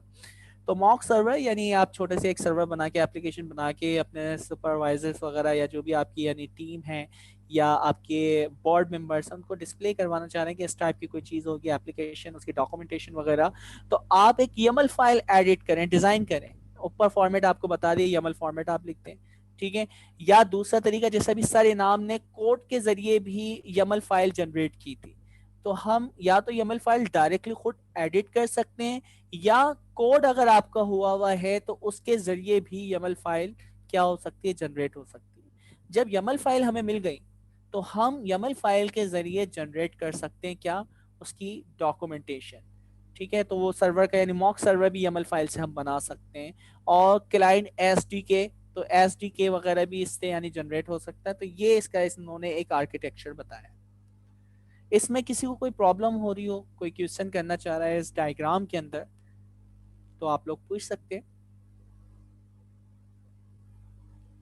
आज सवालात नहीं आ रहे, सर लंच ये वगैरह बिल्कुल डिनर नहीं सिंपल जी जी जी बिल्कुल बताएं। तो अस्सलाम वालेकुम वालेकुम अस्सलाम। क्योंकि सर ये बिल्कुल सिंपल हमारी YAML फाइल होगी जिस तरह से पहले सर ने कोड दिखाया है, ये उससे हट के सिर्फ सिंपल YAML फाइल होगी। जी जी बिल्कुल, यहाँ पे देखिए यही तो बता रहा है कि वो YAML फाइल आप एडिटर के ऊपर खुद एडिट कर लें, या फिर आपने प्रोग्रामिंग कोड राउट्स वगैरह सारी चीजें डिफाइन की हुई हैं, कोड के जरिए भी आप YAML फाइल को एक्सट्रैक्ट कर सकते हैं, ठीक है। एक्सट्रीमली सिंपल है ये तो फिर उस हिसाब से, तो कोड के जिंदगी, हिसाब से तो। बिल्कुल, तो जिंदगी कितनी आसान हो गई दूसरों के लिए भी। डेवलपर को भी इतनी एक्स्ट्रा एफर्ट नहीं करना पड़ेगी, वो कोड के जरिए YAML फाइल ओपन एपीआई की डॉक्यूमेंटेशन जनरेट करवा सकता है। तो जैसा भी सर इनाम ने हमें जनरेट करके दिखाया है, तो देखिए हमें क्या करना है, YAML फाइल बनानी है। YAML फाइल डायरेक्टली खुद बना लो, YAML फाइल कोड के जरिए आप कन्वर्ट कर लो, चाहे वो जावा, C# या फिर टाइप स्क्रिप्ट किसी भी लैंग्वेज पे हो, उससे YAML फाइल जनरेट हो। अब YAML फाइल जब आपके पास आ गई, तो अब उससे आप एपीआई की डॉक्यूमेंटेशन कर लें, आप उससे यानी सर्वर, मॉक सर्वर या सब सर्वर वगैरह जनरेट कर सकते हैं, ठीक है। क्लाइंट एसडीके वगैरह क्या है, तो ये जैसे भी टेस्टिंग वगैरह जो हम देख रहे थे ना, तो क्लाइंट एसडीके वगैरह भी आप टेस्ट वगैरह भी कर सकते हैं। तो ये ओपन एपीआई टूलिंग सिस्टम है, तो इसमें तो यानी सर एक मसला जो हमने शुरू में डिस्कस किया वो मसला ये था कि अगर आप अपना यूआरएल चेंज कर लो या एपीआई का प्लान थोड़ा सा डिफरेंट हो जाए कि अ, तो उसमें जब हमारी अगर डॉक्यूमेंटेशन नहीं हुई और हमने वो चेंज कर दिया तो प्रॉब्लम होगी। तमाम एप्लीकेशंस जो उसे यूज कर रही हैं, जो कंज्यूमर्स हैं वो सारी क्रैश कर जाएंगी। सो मसला तो इधर वो रिजॉल्व होता नजर नहीं आ रहा। अगर आप एक डॉक्यूमेंटेशन क्रिएट करते हैं इधर, और अगर आपने फॉर एग्जांपल कुछ चेंज करना है तो फिर इसकी नई डॉक्यूमेंटेशन क्रिएट होगी अच्छा, सब राव कुछ। साहब, इसका मैं थोड़ा सा जवाब देना चाहूंगा कि अगर आप ऐसा कर रहे हैं कि अपने एग्जिस्टिंग कोड में जो है, जो कि स्टेबल था और आपने क्लाइंट्स को डिस्ट्रीब्यूट कर दिया था, उसमें चेंज कर रहे हैं, तो you are doing it wrong way ना, आप इसको गलत तरीके से कर रहे हैं। हमेशा जो है ना एपीआई का फिर एक नया वर्जन रिलीज किया जाता है, ताकि बैकवर्ड क्लाइंट्स जो उसी मॉडल पे रहना चाह रहे हैं वो उसी मॉडल पे रहें। और अगर वो V1 एपीआई थी, तो आप /V2/ जो है ना फिर एक नया वो देते हैं, और उसका जो है वो फिर आप जो है ना उसके अंदर एपीआई में चेंज करते हैं, और उसका आप ऑब्वियसली डॉक्यूमेंटेशन लिंक। तो देखें, डिजाइन फेज में ये सारी चीजें बेसिकली थिंक थ्रू की जाती हैं। तो आप हमेशा सॉफ्टवेयर में ना वर्जनिंग एक बहुत अहम जो है वो फील्ड है, जिसको आप बहुत केयरफुली जो है वो देख रहे होते हैं, कि जब आप नए जो रिलीजेस दे रहे हो, अगर आप उसमें पुराने जो है उसके ऊपर काम कर रहे हैं, तो वो जो आपके क्लाइंट्स कनेक्टेड है, उनका कोई कोड ब्रेक ना हो रहा हो। ये बहुत अहम जो है वो बेसिकली डिस्कशन होता है, जो हर चेंज के ऊपर, अपडेट के ऊपर किया जाता है। बहुत शुक्रिया सर। वेलकम। ओके तो हमें पता चला कि भाई आप डॉक्यूमेंटेशन तो चलें प्रॉपर कर रहे हैं, लेकिन वर्जनिंग बहुत इंपॉर्टेंट है। पुराने यानी आप जब भी नया वर्जन लाते हैं एपीआई का, तो पुराना कोड वैसे ही रहेगा, वो वर्जन भी अप रहेगा, और न्यू वर्जन की जो आपने अपडेशन की है उसको भी आप लॉन्च कर देंगे। ठीक है, तो ये फिर फायदा होगा, फिर आहिस्ता आहिस्ता लोग माइग्रेट होंगे आपकी अपग्रेड एपीआई के कोड की तरफ, ठीक है, या उसकी यूटिलाइजेशन की तरफ। अच्छा, अब ये कह रहा है कि automating part of testing API और क्या ईयरली फीडबैक। ओके, तो हमने एपीआई फर्स्ट वाली जो अप्रोच पढ़ी थी, तो उसकी जितनी भी चीज़ें हैं वो बेनिफिट्स हमें बता रहा है कि इस वर्क फ्लो से हमें क्या बेनिफिट्स होंगे, क्या फ़ायदे होंगे। तो ये आपकी ब्यूटी है of the API is that once you have an open API definition, तो अगर आपके पास ओपन एपीआई की डेफिनेशन है, उससे आप क्या कर सकते हैं, यहाँ पे आप देखें ना एपीआई की डेफिनेशन है, मॉक सर्वर बना सकते हैं, क्लाइंट एसडीके कर सकते हैं, ये सारे काम आप कर सकते हैं। ठीक है, और इसके यानी टूल्स के बारे में और थोड़ी सी डिटेल ये नीचे आके बताएगा, तो जस्ट अभी इसने ऊपर ऊपर से हमें चीज़ें बताई। ओके, अब ये बताया स्वैगर क्या है। ठीक है, तो स्वैगर को लास्ट टाइम साइनाम ने भी डिफाइन किया था, और इसको थोड़ा सा हम फिर साइनाम से ही रिव्यू ले लेते हैं, क्योंकि साइनाम ने इसको काफ़ी इस्तेमाल किया हुआ है। सर, स्वैगर के बारे में हमें आप क्या बताना चाहेंगे? स्वैगर इनिशियली जो है ना एक इनिशिएटिव था जो बेसिकली एक कंपनी ने शुरू किया था, और इन्होंने बेसिकली रेस्ट एपीआई स्टैंडर्डाइजेशन की तरफ ही काम करना शुरू किया था कि एक वेल डॉक्यूमेंटेड एपीआई किस तरह की होनी चाहिए। देन इसके ऊपर एक कंसोर्शियम फॉर्म हो गया, और फिर जो है ओपन एपीआई ने उन स्टैंडर्ड्स को अडॉप्ट कर लिया। तो ये एक like of sort of standard अब बन गया है कि आपकी रेस्ट एपीआई किस जो है वो बेसिकली कन्वेंशंस या स्टैंडर्ड्स के मुताबिक लिखी जानी चाहिए। वो जैसे सर कासिम ने बताया कि उसके लिए YAML या जेसन का आप फॉर्मेट यूज कर सकते हैं। उसके अंदर हर की अपनी एक बेसिकली अब मीनिंग मौजूद है कि अगर इनपुट्स डिफाइन करनी है एपीआई एंड पॉइंट की, तो वो कैसे डिफाइन होंगी। उसका यूआरएल बताना है तो वो किस की के अगेंस्ट बताना है। उसके रिस्पॉन्सेज में कौन कौन से स्टेटस कोड जाएंगे वो कैसे बताएंगे। फिर स्टेटस कोड के साथ कोई डेटा अगर जाना है एज ए पेलोड, तो वो क्या जाएगा कैसे बताएंगे। और अगर इवन क्रॉस लिंकिंग करनी है आपको, कि बेसिकली मैंने एक फॉर एग्जाम्पल मुझे जो है ना यूजर मेरी जो है ना एपीआई एंड बेसिकली मेरे पूरे सिस्टम में यूजर जो है ना वो क्रिएट, मैं रिसीव भी कर रहा हूँ, मैं जो है बेसिकली सेंड भी जो है वो बेसिकली रिस्पॉन्स में भी भेज रहा हूँ। तो क्या बार बार मैं जो है ना अपने रिस्पॉन्सेज में बोलूंगा यूजर जाएगा उसमें ये चीज होंगी? क्या करूंगा कि मैं यूजर एक अलग जगह बनाऊंगा एक सेक्शन में, और जो है मैं बेसिकली क्रॉस लिंक करूंगा कि मैं फला डेफिनेशन को बेसिकली भेज रहा हूँ या मैं रिसीव कर रहा हूँ। तो स्वैगर जो है, जो बेसिकली उसका पार्सर उन्होंने पीछे लिखा है, या ओपन एपीआई ने का जो पार्सर लिखा हुआ है, उन्होंने जो है बेसिकली उसको क्रॉस लिंकिंग को खुद अडॉप्ट करके वो एक अपने डैशबोर्ड के अंदर एक्सपेंडेबल जो है वो खुद जो है एक मीनिंगफुल रिप्रेजेंटेशन बना देंगे कि यहाँ पर एक कॉम्प्लेक्स एंटिटी बेसिकली रिसीव की जा रही है या जो है वो सेंड की जा रही है। तो हम आसान लफ्जों में ये कह सकते हैं कि अब स्वैगर जो है बेसिकली वो एक इनिशियल इनिशिएटिव था। अब स्वैगर भी साथ साथ अपडेट हो रहा है, प्लस ओपन एपीआई स्टैंडर्ड्स जो कि बेसिकली स्टैंडर्ड बन गए। सेम जो है उसके अंदर आप जो है बेसिकली मेटा टाइप के अंदर टैग के अंदर जो हम इन्फो के टैग के अंदर बता रहे होते हैं, तो उसमें हम बता सकते हैं कि हम ओपन एपीआई पे काम करना चाह रहे हैं या स्वैगर के जो है चंद कीज का फर्क होता है जो बहुत डिटेल में जो है अभी एग्जैक्टली तो मुझे याद नहीं है, लेकिन हम डेप्थ में देखेंगे तो शायद हमें बुक में नजर आ जाएगा कि स्वैगर और ओपन एपीआई की किन कीज में डिफरेंस है। अदरवाइज जो है ना मोस्ट ऑफ द कीज जो है वो सेम है और उनके मीनिंग्स भी दोनों में सेम है। जी सर। जज़ाकल्लाह सर। वही है। अच्छा, तो स्वैगर एक यूआई हमारे पास टूल है, ठीक है, जिससे हम YAML फाइल के जरिए उसकी पूरी डॉक्यूमेंटेशन बिल्ड कर देते हैं। तो डॉक्यूमेंटेशन लाइक उसको एक पीडीएफ टाइप या वर्ड टाइप या एक सर्वर हमने आप कर दिया, एक सेंटराइज आपने डॉक्यूमेंटेशन डिफाइन कर दी जिसे हर बंदा एक्सेस कर सकता है।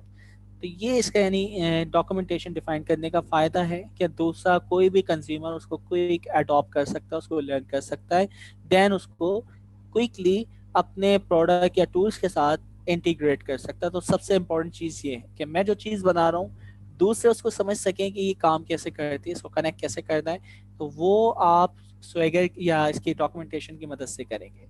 तो स्वैगर इसने एक स्टैंडर्ड बनाया था। अच्छा, अब रेस्ट एपीआई क्या है? देखिए, रेस्ट का मतलब होता है रिप्रेजेंटेशनल स्टेट ट्रांसफर।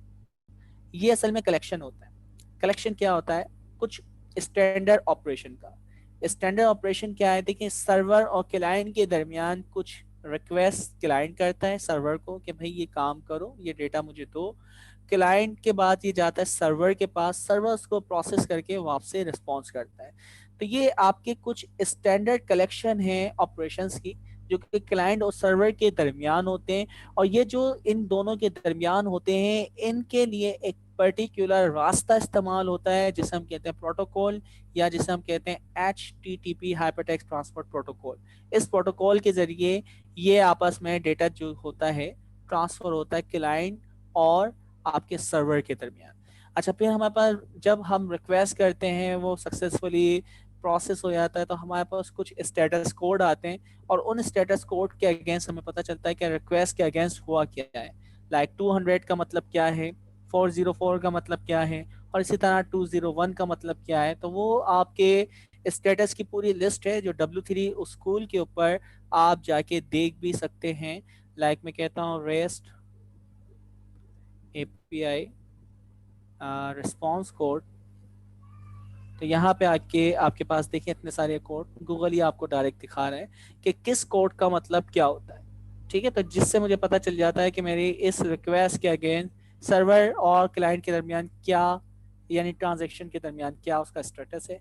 वो सक्सेसफुल हुई, वो सक्सेसफुल नहीं हुई, उसकी बुनियादी वजह क्या थी, स्टेटस कोड हमें बता देते हैं। तो रेस्ट हमें पता चला, रेस्ट दो चीज़ों का मजमूआ है। पहले आपके कुछ general representational state transfer collection है हमारे पास, जो कि ऑपरेशंस है। लाइक वो आपके पास पुट है, गेट है, पोस्ट है, पैच है।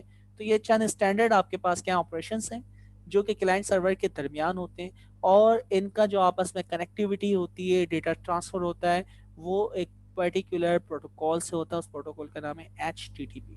ठीक है, तो ये हमारे पास क्या है, रिसोर्स आपस में किस तरह कनेक्ट करेंगी, क्या नाम है, इंटरेक्ट करेंगी, वो हम रेस्टफुल एपीआई के जरिए काम कर रहे होते हैं, या रेस्ट एपीआई के जरिए कर रहे होते हैं। तो रेस्ट एपीआई सिंपल है।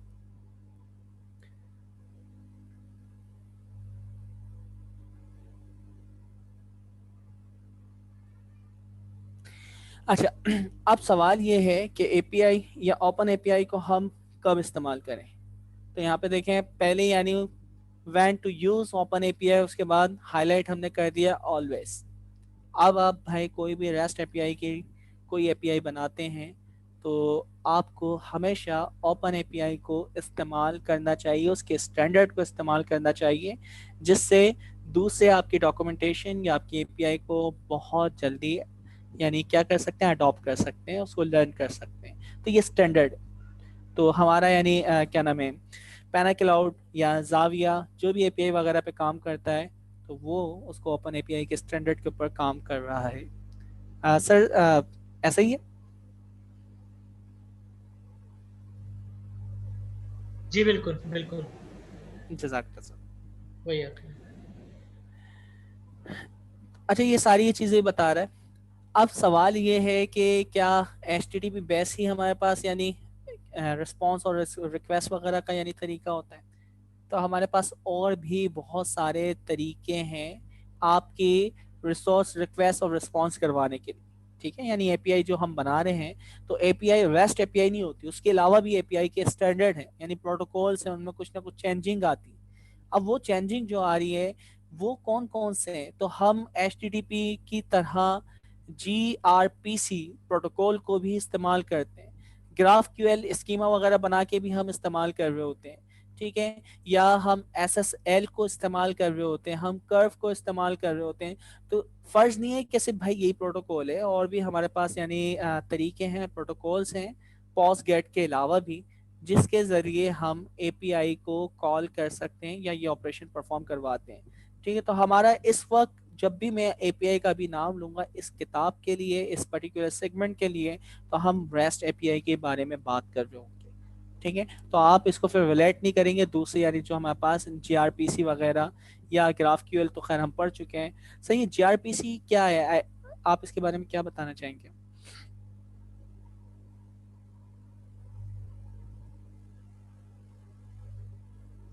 जी बेसिकली सॉरी मैं म्यूट में थोड़ा सा जाना।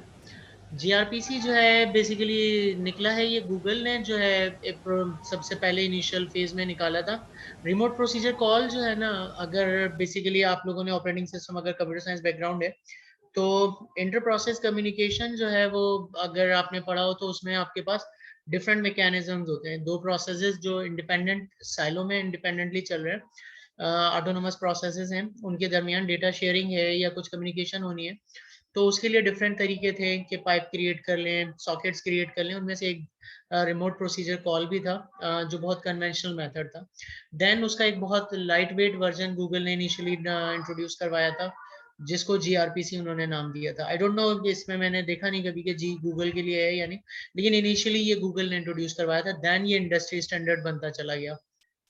तो अब जो है बेसिकली जो खासकर अगर माइक्रो सर्विसेज आर्किटेक्चर अगर आप देखें तो ये एचटीटीपी की निस्बत जो है बहुत लाइट वेट और बहुत फास्टर कम्युनिकेशन होता है। क्योंकि इसमें एचटीटीपी प्रोटोकॉल जो है दोनों है एप्लीकेशन लेवल प्रोटोकॉल। अगर ओएसआई लेवल 7 ओएसआई लेवल की बात करें, 7th लेयर में काम कर रहे होते हैं, लेकिन जीआरपीसी जो है वो बाइनरी डेटा पे काम कर रहा होता है और एचटीटीपी जो है वो आस्की डेटा के ऊपर काम कर रहा होता है। तो जो मैंने बहुत ब्रीफ पढ़ा था काफी साल पहले जीआरपीसी को, तो एक बहुत बड़ा रीजन जीआरपीसी का ये भी था कि ये कंप्रेस्ड पैकेट्स को और बाइनरी फॉर्मेट में बेसिकली रिसीव और सेंड करने की वजह से बहुत फास्टर होते हैं। एचटीटीपी की निस्बत बहुत फास्टर ट्रैफिक इनमें जो है वो बेसिकली ऑपरेट कर रहा होता है। माइक्रो सर्विसेज आर्किटेक्चर के अंदर जो है ये बहुत ज्यादा वेल नोन और बहुत कॉमनली अडॉप्टेड जो है वो प्रोटोकॉल है। Okay sir. अच्छा, फिर यहाँ पे देखें फॉर एपीआई कंज्यूमर। कंज्यूमर कौन है भाई? कंज्यूमर हमारे डेवलपर हैं, ठीक है, जो कि इसको इस्तेमाल करने वाले हैं। अच्छा, अब ये कर क्या रहा है? ओपन एपीआई जनरेट एसडीके भी हमारे कर देता है। अच्छा, मुख्तलिफ यानी लैंग्वेजेस के अंदर आप काम कर रहे हैं, जावा पे या किसी भी दूसरी लैंग्वेज के टाइप स्क्रिप्ट के ऊपर, तो उसके ज़रिए भी हम इसकी यानी एपीआई YAML फाइल वगैरह जनरेट कर रहे थे। अच्छा, फिर उसके बाद each and every API describe with open API can. Okay, तो आपकी कोई भी एपीआई हो उसको हम यानी वही रेस्ट एपीआई को हम बहुत आसानी से इसके ज़रिए डिफाइन कर सकते हैं। इसके मुख्तलिफ टूल्स हैं जो कि यानी आपकी यानी ये चीज़ें बनाने के लिए, YAML फाइल वगैरह जनरेट करने के लिए, डॉक्यूमेंटेशन जनरेट करने के लिए इस्तेमाल होते हैं, ठीक है, तो ये हम इस्तेमाल कर सकते हैं। सो अगर कोड जनरेटर या ओपन एपीआई जनरेटर, ये इस तरह के एसडी के टूल्स वगैरह हमारे पास मौजूद हैं। अच्छा, आप इसके अगेंस्ट जो YAML या डॉक्यूमेंटेशन आपके पास मौजूद है उसके ज़रिए आप मॉक सर्वर जनरेट कर सकते हैं और उसकी यानी डेफिनेशंस वगैरह YAML के ज़रिए आप जनरेट कर रहे हैं, तो कंज्यूमर्स वगैरह उसको बहुत आसानी से इस्तेमाल कर सकते हैं। तो फॉर एपीआई कंज्यूमर क्या है ये हमें पता चला है।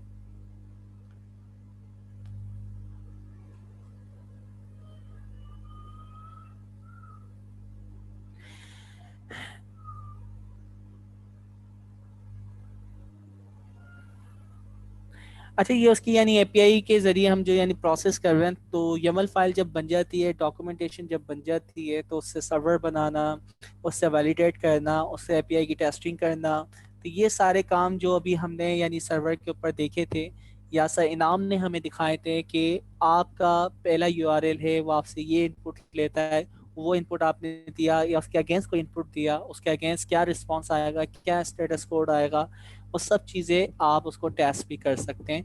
तो यानी एक फन है, आप उसको बहुत इंजॉय कर सकते हैं ये चीज़ें इम्प्लीमेंट करके। एपीआई डिज़ाइनर का क्या काम है तो उसके बारे में बता रहे हैं। तो एपीआई फर्स्ट अप्रोच हमने देखी थी, वो YAML फाइल लिखे और बाकी का काम वो खुद ब खुद कर देगा, ठीक है, तो ये डिज़ाइनर का काम है। अच्छा, ये जो किताब है इस किताब में हम क्या करने वाले हैं, हाउ ओपन एपीआई वर्क, सबसे पहले हम ये सीखेंगे एपीआई किस तरह डिज़ाइन करते हैं और इसका वर्क फ्लो वगैरह क्या है जो हम दूसरी टीम में या हमारे जो टीम मेंबर्स हैं उनके साथ मिलके इस पे काम करेंगे, तो उसका स्टैंडर्ड किस तरह है, तो वो सिंटैक्स YAML है और कुछ नहीं है। अच्छा, फिर क्या है आपके पास automating part of your work flow और योर टीम अकम्प्लिश मोर, ठीक है। तो अब देखें, जब आप डॉक्यूमेंटेशन YAML के ऊपर लिख रहे हो उसका सर्वर की डॉक्यूमेंटेशन आ जाएगी, मुझे डेवलपर को बताने की ज़रूरत नहीं है कि ये नया फीचर ऐड हुआ, ये पैरामीटर मुझसे लेता है, इसके अगेंस्ट ये रिस्पॉन्स आता है, तो डॉक्यूमेंटेशन पढ़ के या प्लस उसको वहीं पे वो टेस्ट करके भी चेक कर सकता है। तो एपीआई विद ओपन एपीआई से क्या फ़ायदा हो रहा है, ये सारे बेनिफिट्स हमें मिल रहे हैं।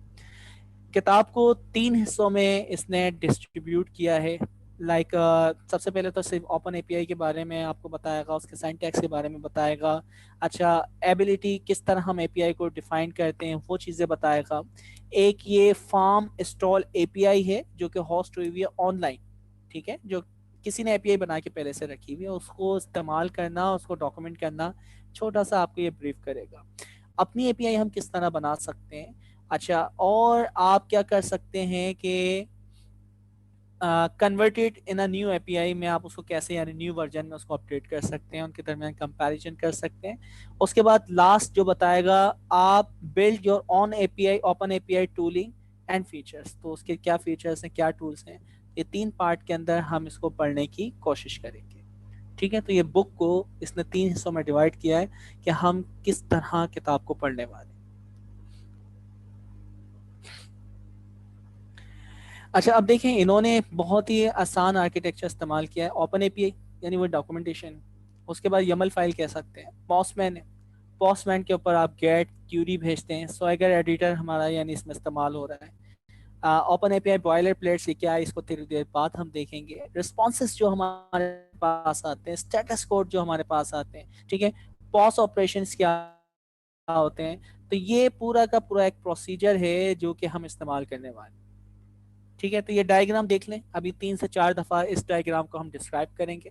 तो जस्ट ये इस वक्त हम इसको देख रहे हैं कि ओपन एपीआई है और इस पूरे प्रोसीजर से गुजरती है। ठीक है, तो कैसे करते हैं, क्या करते हैं ये चीज़ हम देखेंगे।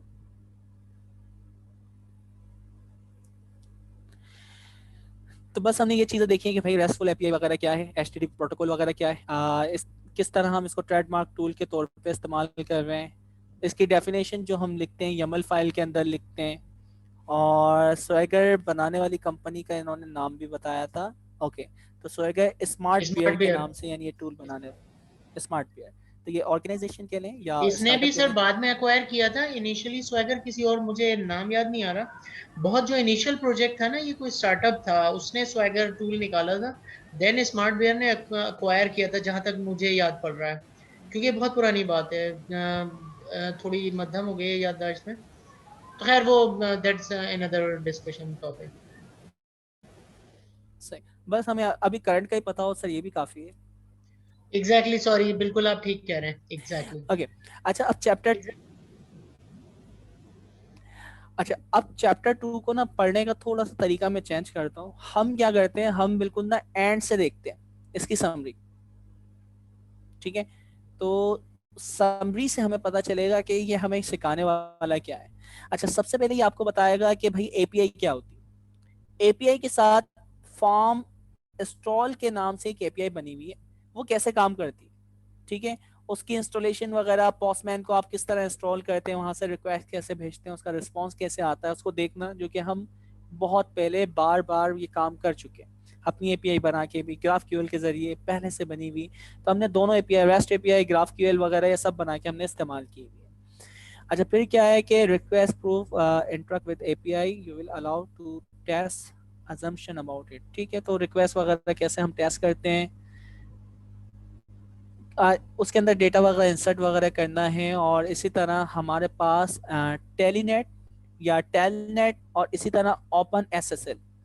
ठीक है, ये इसके जरिए भी, जैसे एचटीटीपी था ना, तो एचटीटीपी के अलावा भी मैं प्रोटोकॉल इस्तेमाल कर सकता हूं अपनी इस रेस्ट एपीआई को इस्तेमाल करने के लिए। तो हमारे पास ये 2 और प्रोटोकॉल है, टेलनेट और ये क्या है, ओपन एसएसएल। इसके जरिए भी अभी हम कमांड लाइन के जरिए करके देख लेंगे, तो ये काम हमें सिखा रहा है। अच्छा, पोस्टमैन से तकरीबन हमने सारा काम पहले ही किया हुआ है। जैसे इसने एक क्यूरी बनाई हुई, एक पाथ बनाया हुआ है, ठीक है, उसके सारे रिव्यूज देखने हैं, तो लाइक इस तरह इसने, इसको करके दिखा देता हूँ, पहले में ये करवा रहा है, तो हम पहले ही कर चुके हैं ये सारा काम। उसके अगेंस्ट ये सारा डेटा आ रहा है कि भाई ये सारे रिव्यूज हैं, ये बेस यूआरएल है उस, यानी जो आपकी एपीआई है उसका लिंक है। ठीक है, तो मैंने यूआरएल में सेट कर दिया ये आपको सेट करना आता है। उसके बाद स्लैश डाल के मैंने कहा उसमें जितने रिव्यूज है ना वो मेरे साथ शेयर करें। तो रिव्यूज देखें बॉडी में नीचे सारे आ रहे हैं। अच्छा मैं कह रहा हूँ कि रिव्यूज में जिनकी मैक्सिमम रेटिंग 5 है, मैक्स रेटिंग 5, ठीक है, तो मैक्स रेटिंग 5 से अबव वाले नहीं बताएगा, तो 1 to 5 तक ही होना चाहिए। तो जिसकी भी आप रेटिंग देखेंगे 1 to 5 वाले दिखेगा। ये पहला यूआरएल है। दूसरा यूआरएल, आप पॉस मेथड के जरिए कोई डेटा एंट्री कर रहे हैं, तो आपने एक नई एंट्री करी उसी यूआरएल के ऊपर रिव्यूज में जाके, तो उसमें कुछ आपको सेटिंग करना पड़ती है, वो सेटिंग वगैरह बता रहा है। नॉर्मली कोई भी बंदा जाके एंट्री कर सकता है, जेसन फॉर्मेट के अंदर डेटा जाएगा, आप उसको सेंड करेंगे, स्टेटस अगर 200 आ रहा है तो इसका मतलब है ये एंट्री सक्सेसफुली हो चुकी है। तो आप इस तरह करके एंट्री कर सकते हैं, फिर उसको सर्च करना चाहें तो उसको सर्च भी कर सकते हैं। तो ये सारे काम आपको आते हैं। चैप्टर 2 के अंदर पोस्टमैन पे इसने इतना सही काम करवाया है।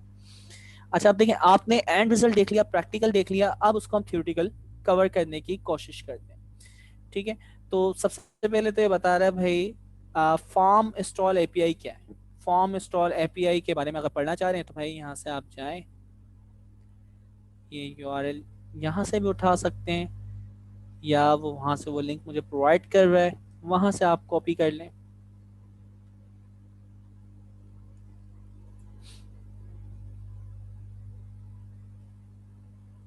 अच्छा मैंने पूरा कॉपी नहीं किया,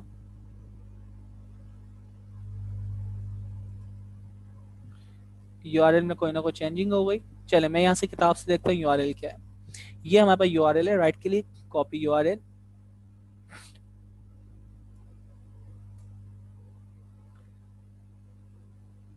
ठीक है। यहाँ पर वर्जन 1 हम इस्तेमाल कर रहे हैं, यहाँ जाके रिव्यूज,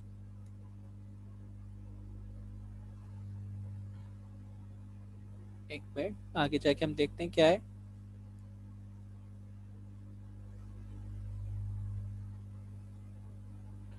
यही बता रहा है ना V1, कॉपी यूआरएल,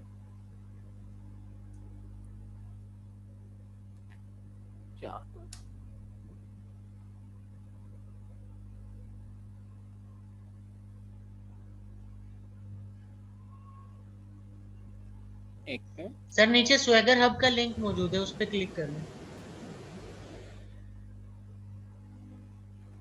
उसी पेज पर स्वैगर हब का लिंक मौजूद है, नीचे देखें स्वैगर हब। जी सर बॉटम पे, जी सर मैंने क्लिक किया। सॉरी मेरे पास शायद यूआई देर से रिफ्रेश हुआ।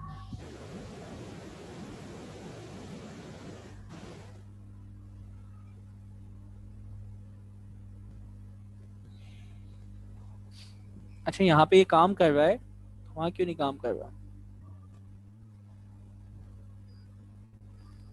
आ रहा है यहाँ पे, तो सेम यही डेटा वहाँ पे आता।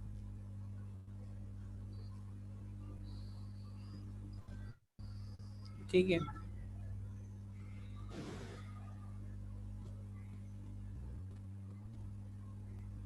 आप चाहे तो यहाँ से भी उठा सकते हैं। अच्छा नहीं, ये बेस यूआरएल 2 है ना वहाँ पे, वेरिएबल की टाइप,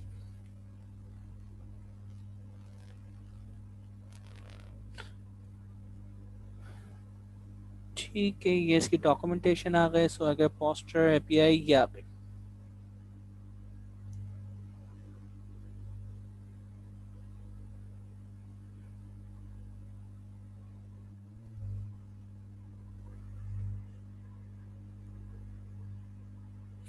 इसका पाथ आ रहा होगा ना एक,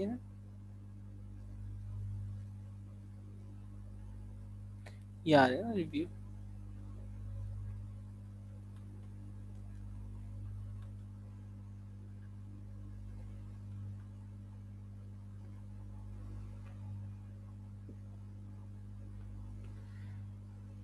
ठीक है, सेम हमारे साथ कनेक्ट है, उसके यूआरएल वगैरह सब चीजें हमें दिखा रहा है। चलें ठीक है, तो हमें पता है उसमें जेसन फॉर्मेट ही है, और हम टाइम अपना ज़ाया नहीं करते। बाकी सारी चीज़ें आपने पहले भी करी हुई है। तो इस पर्टिकुलर होस्ट के ऊपर ये यूआरएल क्या हुई है, होस्ट हुई हुई है, और वहाँ से इस यूआरएल के थ्रू आप उसको एक्सेस कर सकते हैं। तो आपने लिंक जस्ट कॉपी करना है, कॉपी करने के बाद पोस्टमैन के ऊपर जाके रिक्वेस्ट सेंड करनी है रिव्यूज के अंदर, और रिव्यूज के अगेंस्ट देखें रिव्यूज ही है, हाँ रिव्यूज के अगेंस्ट आपकी पोस्ट मेथड से रिक्वेस्ट जाएगी, सॉरी गेट मेथड से आपकी रिक्वेस्ट जाएगी, और उसके अगेंस्ट जो भी आपके रिव्यूज हैं वो सारे के सारे यहाँ पे आ जाएंगे। ठीक है, अच्छा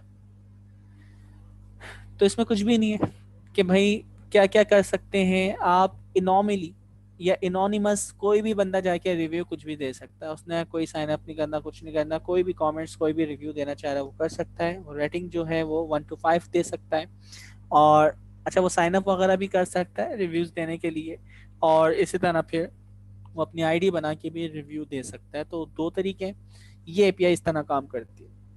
पब्लिक एपीआई, पब्लिक एपीआई का मतलब है कोई भी बंदा उसको इस्तेमाल कर सकता है, जैसे वो यूआरएल कॉपी करें, यूआरएल कॉपी करने के बाद slash right click copy URL, मैं यहाँ पे आता हूँ कंट्रोल वी से पेस्ट स्लैश, अच्छा ये नीचे वाला रेटिंग 5 वाला आ रहा है, देखें ये तो आ रहा है, ठीक है। अच्छा अब मैं आता हूँ रिव्यूज के ऊपर, अब रिव्यूज पे आ रहा है, ठीक है, तो ये डेटा हमारे पास अवेलेबल है।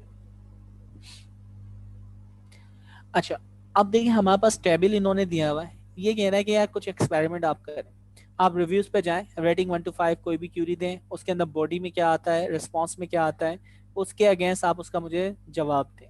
ठीक है, तो हमने ये काम किया, 1 to 5 के दरमियान हमने गेट मेथड के जरिए रेटिंग दी।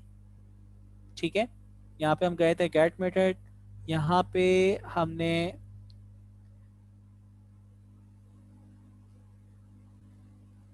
रेटिंग वाला इस्तेमाल किया था ना, या कि आप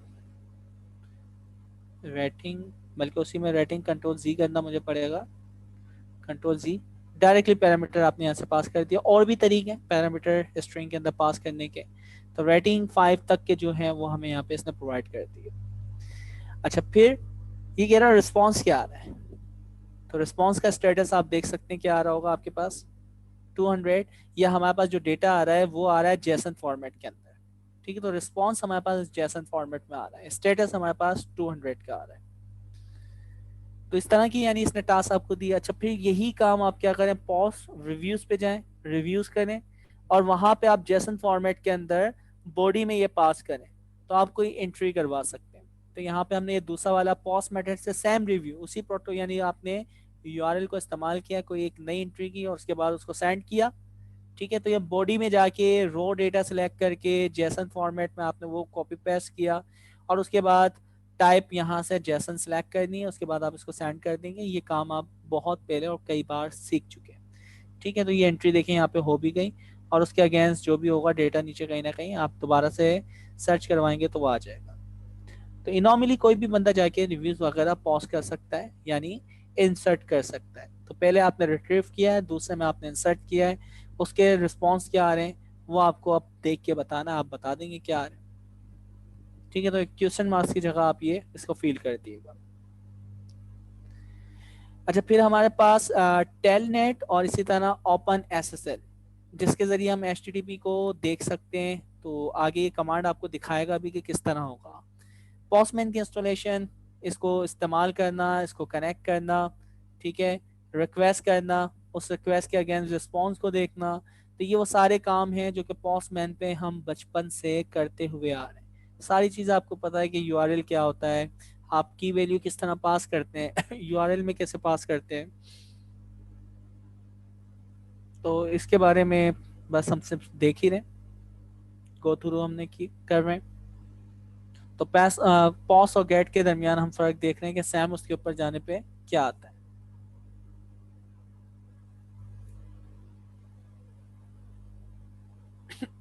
ठीक है, चेंज भी करके हम देख चुके हैं पॉस और गेट को, रिस्पॉन्स क्या आ रहे हैं।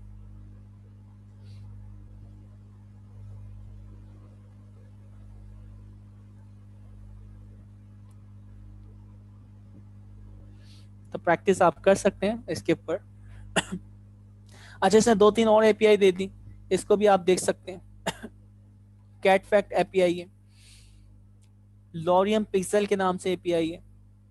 तो इनको भी अगर आप चला के गेट मेथड के जरिए चीजें पास करें तो उसके अगेंस्ट आपको चीजें मिलती जाएंगी। तो 3-4 एपीआई और दे दिए, आप उनको देख सकते हैं कि ये एपीआई काम कैसे करती है। अच्छा, अब प्रोटोकॉल को हम HTTP की जगह टेलनेट या फिर हम SSL को इस्तेमाल कर सकते हैं। अब जैसे इसने कहा कि भाई इसी एपीआई को हम इस्तेमाल करते हैं, ठीक है, क्योंकि मैं लिनक्स चला रहा हूँ, ये कमांड लिनक्स के ऊपर ही चलेगी।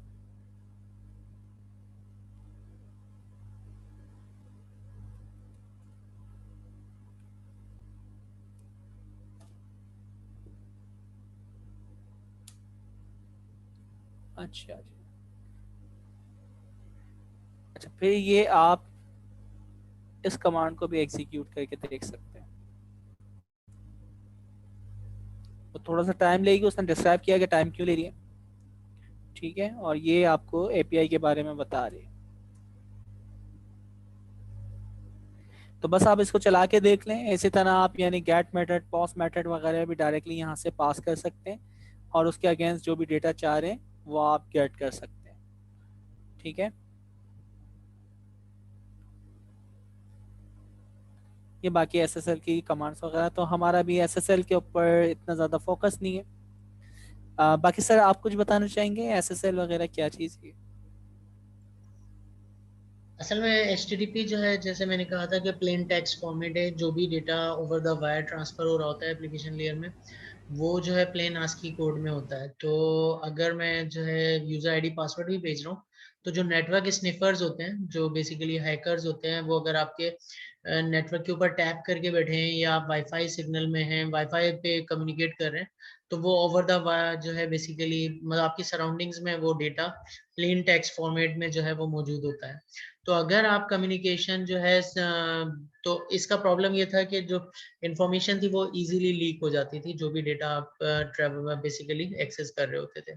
तो उसके लिए जो है HTTPS जो है वो सिक्योर HTTP आया था, जिसके अंदर क्या होता है कि बेसिकली आपका अगर आप लोगों ने क्रिप्टोग्राफी पढ़ी हो, जिसमें बेसिकली आपके पास साइफर्स दो किस्म के होते हैं। एक सिमेट्रिक साइफर्स होते हैं, जिसमें जो है एक की से डेटा इनक्रिप्ट होता है और जो है उसी की से के डेटा डिक्रिप्ट होता है। तो इंक्रिप्शन डिक्रिप्शन की जो की होती है, ये बेसिकली जो सेंडर होता है उसके पास भी सेम होनी चाहिए, और वही की जो है रिसीवर के पास भी, जब मैसेज इनक्रिप्टेड मैसेज दूसरे के पास जाएगा तो वो सेम की से डिक्रिप्ट होगा, तो उसके पास भी वो की मौजूद होनी चाहिए। तो इसमें जो है बेसिकली फिर एक मसला था कि अब ये की एक्सचेंज कैसे हो। तो उसके लिए जो है बेसिकली पब्लिक प्राइवेट की कॉन्सेप्ट आए थे, जिसमें एसिमेट्रिक की जो है वो क्रिप्टोग्राफी होती थी कि आपकी एक प्राइवेट की जनरेट होती है, एक पब्लिक की जनरेट होती है। प्राइवेट की जो है हर सेंडर अपने पास रख लेता है और पब्लिक की ब्रॉडकास्ट कर देता है जिस जिससे उसे कम्युनिकेट करनी है पब्लिक की, कि मैं अगर तुम्हें कोई भेजूंगा डेटा तो मैं अपनी प्राइवेट की से एनक्रिप्ट करूंगा, तुम मेरी पब्लिक की से डिक्रिप्ट कर लेना।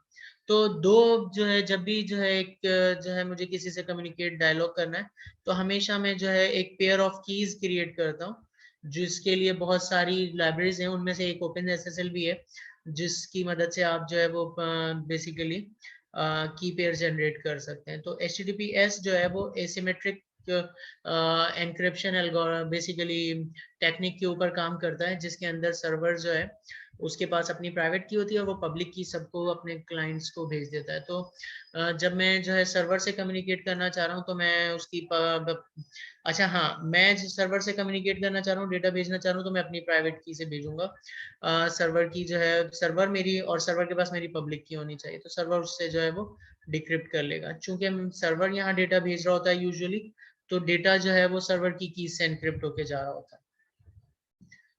तो आसान लफ्जों में अगर हम इसको एब्स्ट्रैक्ट वे में रखें और जो है सिंपलीफाइड रखें, तो HTTPS जो है वो जो है basically secure version of HTTP है, और SSL कुछ भी नहीं है, सिक्योर सॉकेट लेयर प्रोटोकॉल है, जो कि जो है HTTPS के बिहाइंड चल रहा होता है।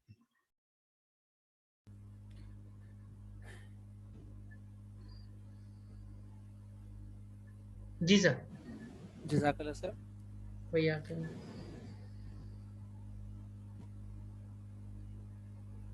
अच्छा, TCP वगैरह को भी आप यानी कमांड्स वगैरह से इसको चला के देखें, और ये आप यानी डायरेक्टली कमांड लाइन से भी पॉस मेथड के थ्रू ये काम कर सकते हैं। तो ज़रा इसको चला के देखिएगा।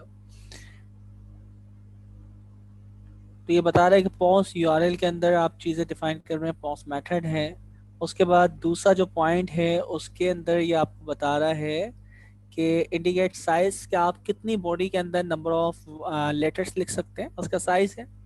अच्छा, टाइप मीडिया, वो मीडिया टाइप आप बता रहे हैं आपकी एप्लीकेशन जेसन फॉर्मेट एक्सेप्ट कर रही है। एंड फाइनली आपका 5 जो पॉइंट्स हैं वो आपको बता रहा है आर्ट बॉडी। तो हमने जो बॉडी लिखी जिसकी मैक्स लेंथ 37 करेक्टर्स होना चाहिए, देन फाइनल इंटर कर देंगे और ये काम हो जाएगा। तो ये कमांड आप चला के देखेंगे लिनक्स के ऊपर चल जाएगी। हमें प्रोटोकॉल के बारे में पता चल गया, पॉस या कैट मेथड को हम किस तरह ओपन एसएसएल से या फिर हम पॉसमैन वगैरह से किस तरह उसको रिक्वेस्ट रिस्पांस वगैरह देख रहे होते हैं, हैंडल कर रहे होते हैं। समरी हम पहले ही देख चुके हैं चैप्टर 2 की, देन दोबारा आ गई है चैप्टर 3। अच्छा, चैप्टर 3 हम पहले ही पढ़ चुके हैं, अब जैसे इसको गो थ्रू करना है। इसमें क्या है, यमल फाइल का इंट्रोडक्शन दे रहा है, यमल फाइल को हम कैसे इस्तेमाल कर रहे हैं और यमल फाइल से किस तरह आपकी डॉक्यूमेंटेशन बनती है। ठीक है, तो फॉर्मेट डिस्क्रिप्शन यानी एक स्टैंडर्ड तरीके के ऊपर जो उसकी डॉक्यूमेंटेशन करते हैं रेस्टफुल एपीआई की, ठीक है, एंड ओपन एपीआई डेफिनेशन के अंदर, तो वो क्या तरीका है, उसके लिए हम यमल फाइल लिखते हैं। यमल फाइल बहुत ही आसान है, अगर आप जैसन वगैरह को पहले से जानते हैं तो जैसन की निस्बत भी ये बहुत ज़्यादा आसान है। और यमल को आप देखना चाहें तो yaml.org के ऊपर जाके भी आप देख सकते हैं, तो वहाँ से और इसके बेनिफिट, तो ये मार्कअप है और कुछ भी नहीं। अच्छा, तो चैप्टर 3 के अंदर टोटली आपको यमल के बारे में बताएगा। ठीक है, इनफॉर्मल फॉर्मेट डिस्क्रिप्शन, तो किस तरह डिस्क्राइब कर रहे हैं, ओपन एपीआई की स्पेसिफिकेशन क्या है, यमल फाइल क्या है और किस तरह हम इसको गेट करेंगे, तो ये सारी चीज़ें हम पहले ही देख चुके हैं। ये वही वाला स्टैंडर्ड आ गया, आपने यमल फाइल बनाई, यमल फाइल के बनाने के बाद आपने उसकी डेफिनेशन में उसको कन्वर्ट किया। ठीक है, तो ये जैसा आपके पास एपीआई है उसका यूआरएल आपने लिया, यमल फाइल पे जाके उसकी आप पूरी डॉक्यूमेंटेशन देख सकते हैं। ओपन एपीआई के स्पेसिफिकेशंस क्या है, वर्जन 3.0.2 के ऊपर। ठीक है, तो वर्जन वगैरह आप बता सकते हैं। ये ओपन एपीआई का दोबारा वही स्टैंडर्ड, ओपन एपीआई के स्टैंडर्ड पॉसमैन आपके सारे ऑपरेशंस हैं, क्यूरीज हैं, और वो इस प्रोटोकॉल से गुजरते हुए आपकी एक पाइपलाइन है।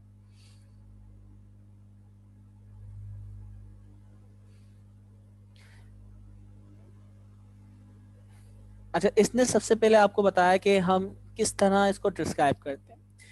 देखिए, हमारे पास एक रिव्यू का, देखिए बेस यूआरएल तो हमारा फिक्स है जहाँ पे वो होस्ट होगा, उसके बाद स्लैश के बाद रिव्यूज का हमारे पास एक पाथ होगा, उसमें गेट मेथड को हम इस्तेमाल करेंगे। डिस्क्रिप्शन आप अपने पास से कॉलन के बाद कोई भी डिस्क्रिप्शन लिख दें। पैरामीटर्स में जाएंगे, पैरामीटर का नाम क्या होगा भाई, पहले पैरामीटर का नाम है मैक्स रेटिंग। ठीक है, उसके बाद आपकी टाइप क्या इंक्यूरी है। ठीक है, इतना स्कीमा जो आप इसके अंदर वैल्यू पास कर रहे हैं वो स्कीमा में क्या जा रहा है, इंटीजर जा रहा है। जो आपका रिस्पॉन्सेस आएंगे, तो रिस्पॉन्स में अभी फिलहाल 200 सक्सेसफुल वो कंप्लीट हो गया है, उसकी डिस्क्रिप्शन क्या होगी, तो ये सारी चीजें आपके वहां पे आ रही होंगी। तो आपने एक पाथ डिफाइन किया, उस पाथ के कौन सा मेथड है, उस मेथड के अगेंस्ट क्या क्या आपके पैरामीटर्स जाएंगे, कौन सी उनकी डेटा टाइप होगी, एंड देन उसके रिस्पॉन्स के अगेंस्ट क्या आपके पास स्पॉट्स आएंगे, स्टेटस आएंगे, और उसके अगेंस्ट आप क्या डिस्क्रिप्शन शो करेंगे। तो ये आपने डिटेल यहाँ पे डिफाइन की है।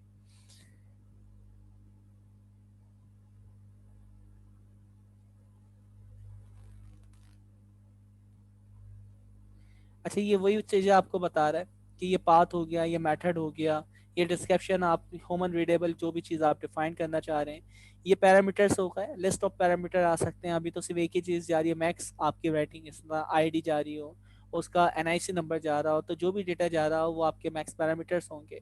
डिस्क्राइब करना, आप इसको डिस्क्राइब भी कर सकते हैं कि मैक्स रेटिंग है क्या, उसके बारे में बताना। इनक्यूरी, टाइप ऑफ पैरामीटर्स ये आपकी इनक्यूरी के अंदर पास होंगे। स्कीमा, उसके अंदर जो भी वैल्यू जा रही है वो आप टाइप्स बता सकते हैं।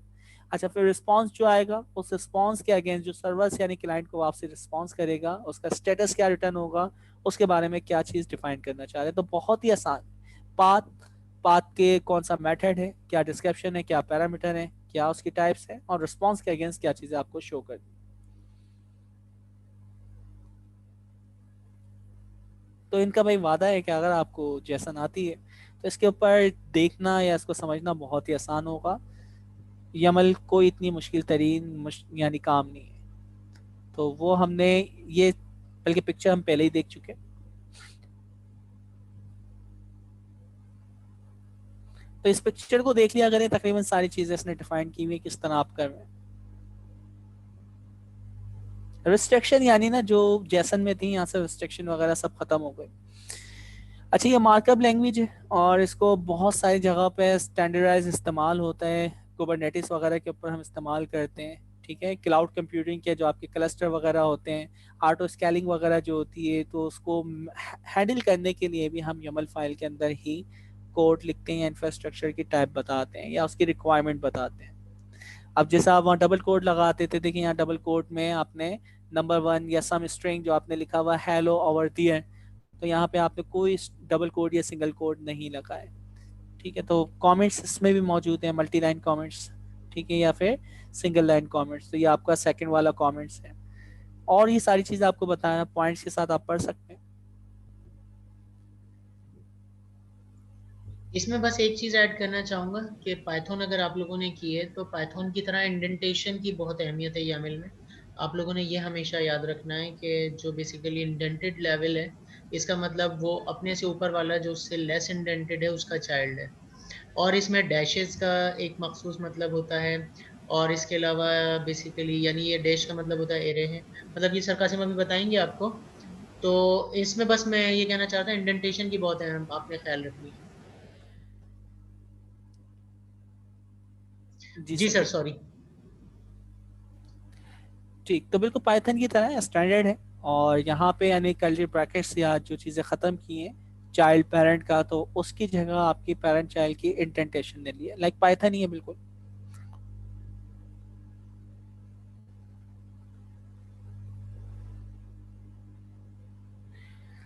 अच्छा भाई, YAML के ज़रिए हम प्लेटफॉर्म पे API को डिस्क्राइब कर रहे होते हैं। डिस्क्राइब में क्या कर रहे हैं, पाथ कर रहे हैं, मेथड कर रहे हैं, उसके ऑपरेशन कर रहे हैं। ठीक है, ये उसको लिखने का तरीका बता रहा है। आपने एक रिव्यू बताया, ये पाथ हो गया। दूसरा आपने क्या बताया, दूसरी चीज़ इसने कही है कि मेथड, तो ये मेथड बताएं। और तीसरी चीज़ ये कह रहा है कि उसको डिस्क्राइब ऑपरेशन क्या है, उस ऑपरेशन को आप क्या कर रहे हैं कि भाई रिस्पॉन्स जो आएगा उस रिस्पॉन्स के अगेंस्ट क्या आएगा। तो ये सारी चीज़ें आप बता रहे हैं, तो डिस्क्राइब कर रहे होते हैं आप उसको। तो क्या हो गया, आपका पाथ है, आपका मेथड है और उसको डिस्क्राइब करना। तो तीन चीजें आपके पास मिनिमम है जो कि आप लाजमी बता रहे होते हैं किसी भी पाथ के अगेंस्ट। एग्जीक्यूशन, अच्छा इन्होंने चैप्टर 3 में तो हमें नहीं करवाई, हमने डायरेक्टली चैप्टर 4 पे जाके उसको स्वैगर वगैरह को इस्तेमाल करके देख लिया कि वो किस तरह यानी इस्तेमाल होता है। ठीक है, अब ये चीज़ें जो हैं इसको आप डिस्क्राइब करना चाह रहे हैं, तो आई थिंक यही डिफाइन कर रहा है। आपने कहा भाई मैक्स नेम होगा पैरामीटर का, उसको डिस्क्राइब किया कि ये है क्या। क्यूरी की टाइप आपने डिफाइन की, स्कीमा टाइप और आपकी टाइप नंबर। तो ये आपके पास यानी तरीका है चीज़ें डिफाइन करने का। तो इसकी जो कीज़ है ना, ये स्टैंडर्ड है, कॉलन से पहले लेफ्ट साइड के ऊपर ये स्टैंडर्ड है। हर उसके अगेंस्ट आप कोई वैल्यू डिफाइन, वैल्यू आपकी कुछ भी हो सकती है, जबकि की जो है वो स्टैंडर्ड है। जैसे गेट हो गया, रिस्पॉन्स हो गया। ठीक है, अब आपका क्या सर, ये पाथ क्या की है, तो पाथ ये आपने डिफाइन किया है, उसके अगेंस्ट आप फिर वैल्यूज डिफाइन करेंगे। तो पैरामीटर्स हो गया, नेम हो गया, डिस्क्रिप्शन हो गया, स्कीमा हो गया। स्कीमा बेसिकली आपकी फील्ड है, कॉलम्स हैं या उसकी टाइप है। बस ये चैप्टर 3 है। अच्छा, फिर इसके बारे में जो भी है कि इंडेंटेशन या कॉलन क्या है या फिर आपके पास सॉरी लाइंस क्या हैं, तो ये सारी चीज़ें आगे हमें बताएंगे। तो चैप्टर 3 में जस्ट हमें YAML के बारे में बताया कि YAML का सिंटैक्स क्या है। जी सर इनाम, आप कुछ चीज़ें ऐड करना चाहेंगे? नहीं सर, बस यही था कि जिसमें जो है जैसे आपने खुद बताया कि YAML जो है काफी जो है बेसिकली काफी नहीं, बल्कि ये कहना चाहिए एक दौर था जब मैंने प्रोग्रामिंग शुरू की थी। दैट वाज अर्ली 2000 के 99 का जस्ट खत्म हुआ था, 2000 था। तो उस वक्त जो है जो जितने भी कॉन्फ़िगरेशन थे, सर्वर्स थे या डिफरेंट बेसिकली प्रोग्रामिंग में जहाँ भी कॉन्फ़िगरेशंस रिक्वायर्ड होती थी, तो XML जो है वो डिफैक्टो स्टैंडर्ड था उस वक्त इंडस्ट्री का पूरे। कि तमाम जो कॉन्फ़िगरेशंस हैं वो XML की सूरत में जो है वो प्रोवाइड की जाएंगी। अब वो किसी जो है वो ऑपरेटिंग सिस्टम की भी हो सकती थी, और या जो है बेसिकली किसी सॉफ्टवेयर की हो सकती थी, या जो है बेसिकली मैंने दूसरे किसी एक प्रोग्राम ने दूसरे प्रोग्राम से इंफॉर्मेशन शेयर करनी है, तो वो बेसिकली कि मैं ये एंटिटीज और इस पैटर्न के ऊपर तो मैं इस स्कीमा के ऊपर भेजूंगा, उसके लिए भी स्कीमा जो है वो XML एक डिफेक्टो स्टैंडर्ड थी। Then there was a time कि जो है बेसिकली ट्रांजिशन आया, ये जेसन पर शिफ्ट हुआ था, और अब ये टाइम है जिसमें YAML के ऊपर जो है तमाम कॉन्फ़िगरेशंस शिफ्ट होती जा रही हैं। स्टिल कम्युनिकेशन जो है बिटवीन द सर्वर्स जो है वो जेसन में या gRPC जो आज हमने देखा इनमें हो रही है, लेकिन कॉन्फ़िगरेशन डिफेक्टो स्टैंडर्ड्स बनती जा रही है YAML के ऊपर। तो आपने बिल्कुल ठीक कहा, मैं भी स्टूडेंट्स को यही रिकमेंड करूंगा कि ये YAML की बेसिक जो है वो सिंटेक्स स्टाइलिंग है ये जरूर पढ़ें। जी सर, तो सर फिर आज की क्लास को हम कंक्लूड करते हैं जी, कि मेरा भी यही ख्याल है कि आज अगर कोई सवाल है तो वो सवाल ले लेते हैं, अदरवाइज इसको कंक्लूड करते हैं आज थोड़ा अर्ली। आज तो सर कोई सवाल ही नहीं कर रहा, मैं ये देख रहा था। राव साहब के अच्छे सवाल आए थे, और उसके अलावा जो है ना आतिफ अमूमन अच्छे सवाल करते हैं, और एक दो लोग और हैं। तैयब का माइक खराब है आज बेचारे का, नहीं ताहिर का माइक खराब है, ताहिर के भी अच्छे सवाल होते हैं, ताहिर का बेचारे का माइक ही खराब हो गया। और पता नहीं, लेकिन बाकी जो है तैयब साहब चुप हैं। अच्छा, तैयब का भी माइक खराब है और ताहिर का भी माइक खराब है। अनफॉर्चुनेटली ये जो है इंशाल्लाह नेक्स्ट क्लास में ये लोग सही करवा लेंगे। लेकिन ये है कि ठीक है, हम इस पे कंक्लूड करते हैं। राव साहब, आपका कोई सवाल है? नहीं सर, शुक्रिया सर आपका। वेलकम। ओके, फिर इस पे कंक्लूड करते हैं। आप लोग सब अपना ख्याल रखिएगा। अल्लाह हाफिज। अल्लाह हाफिज़ दोस्तों। हाफिज।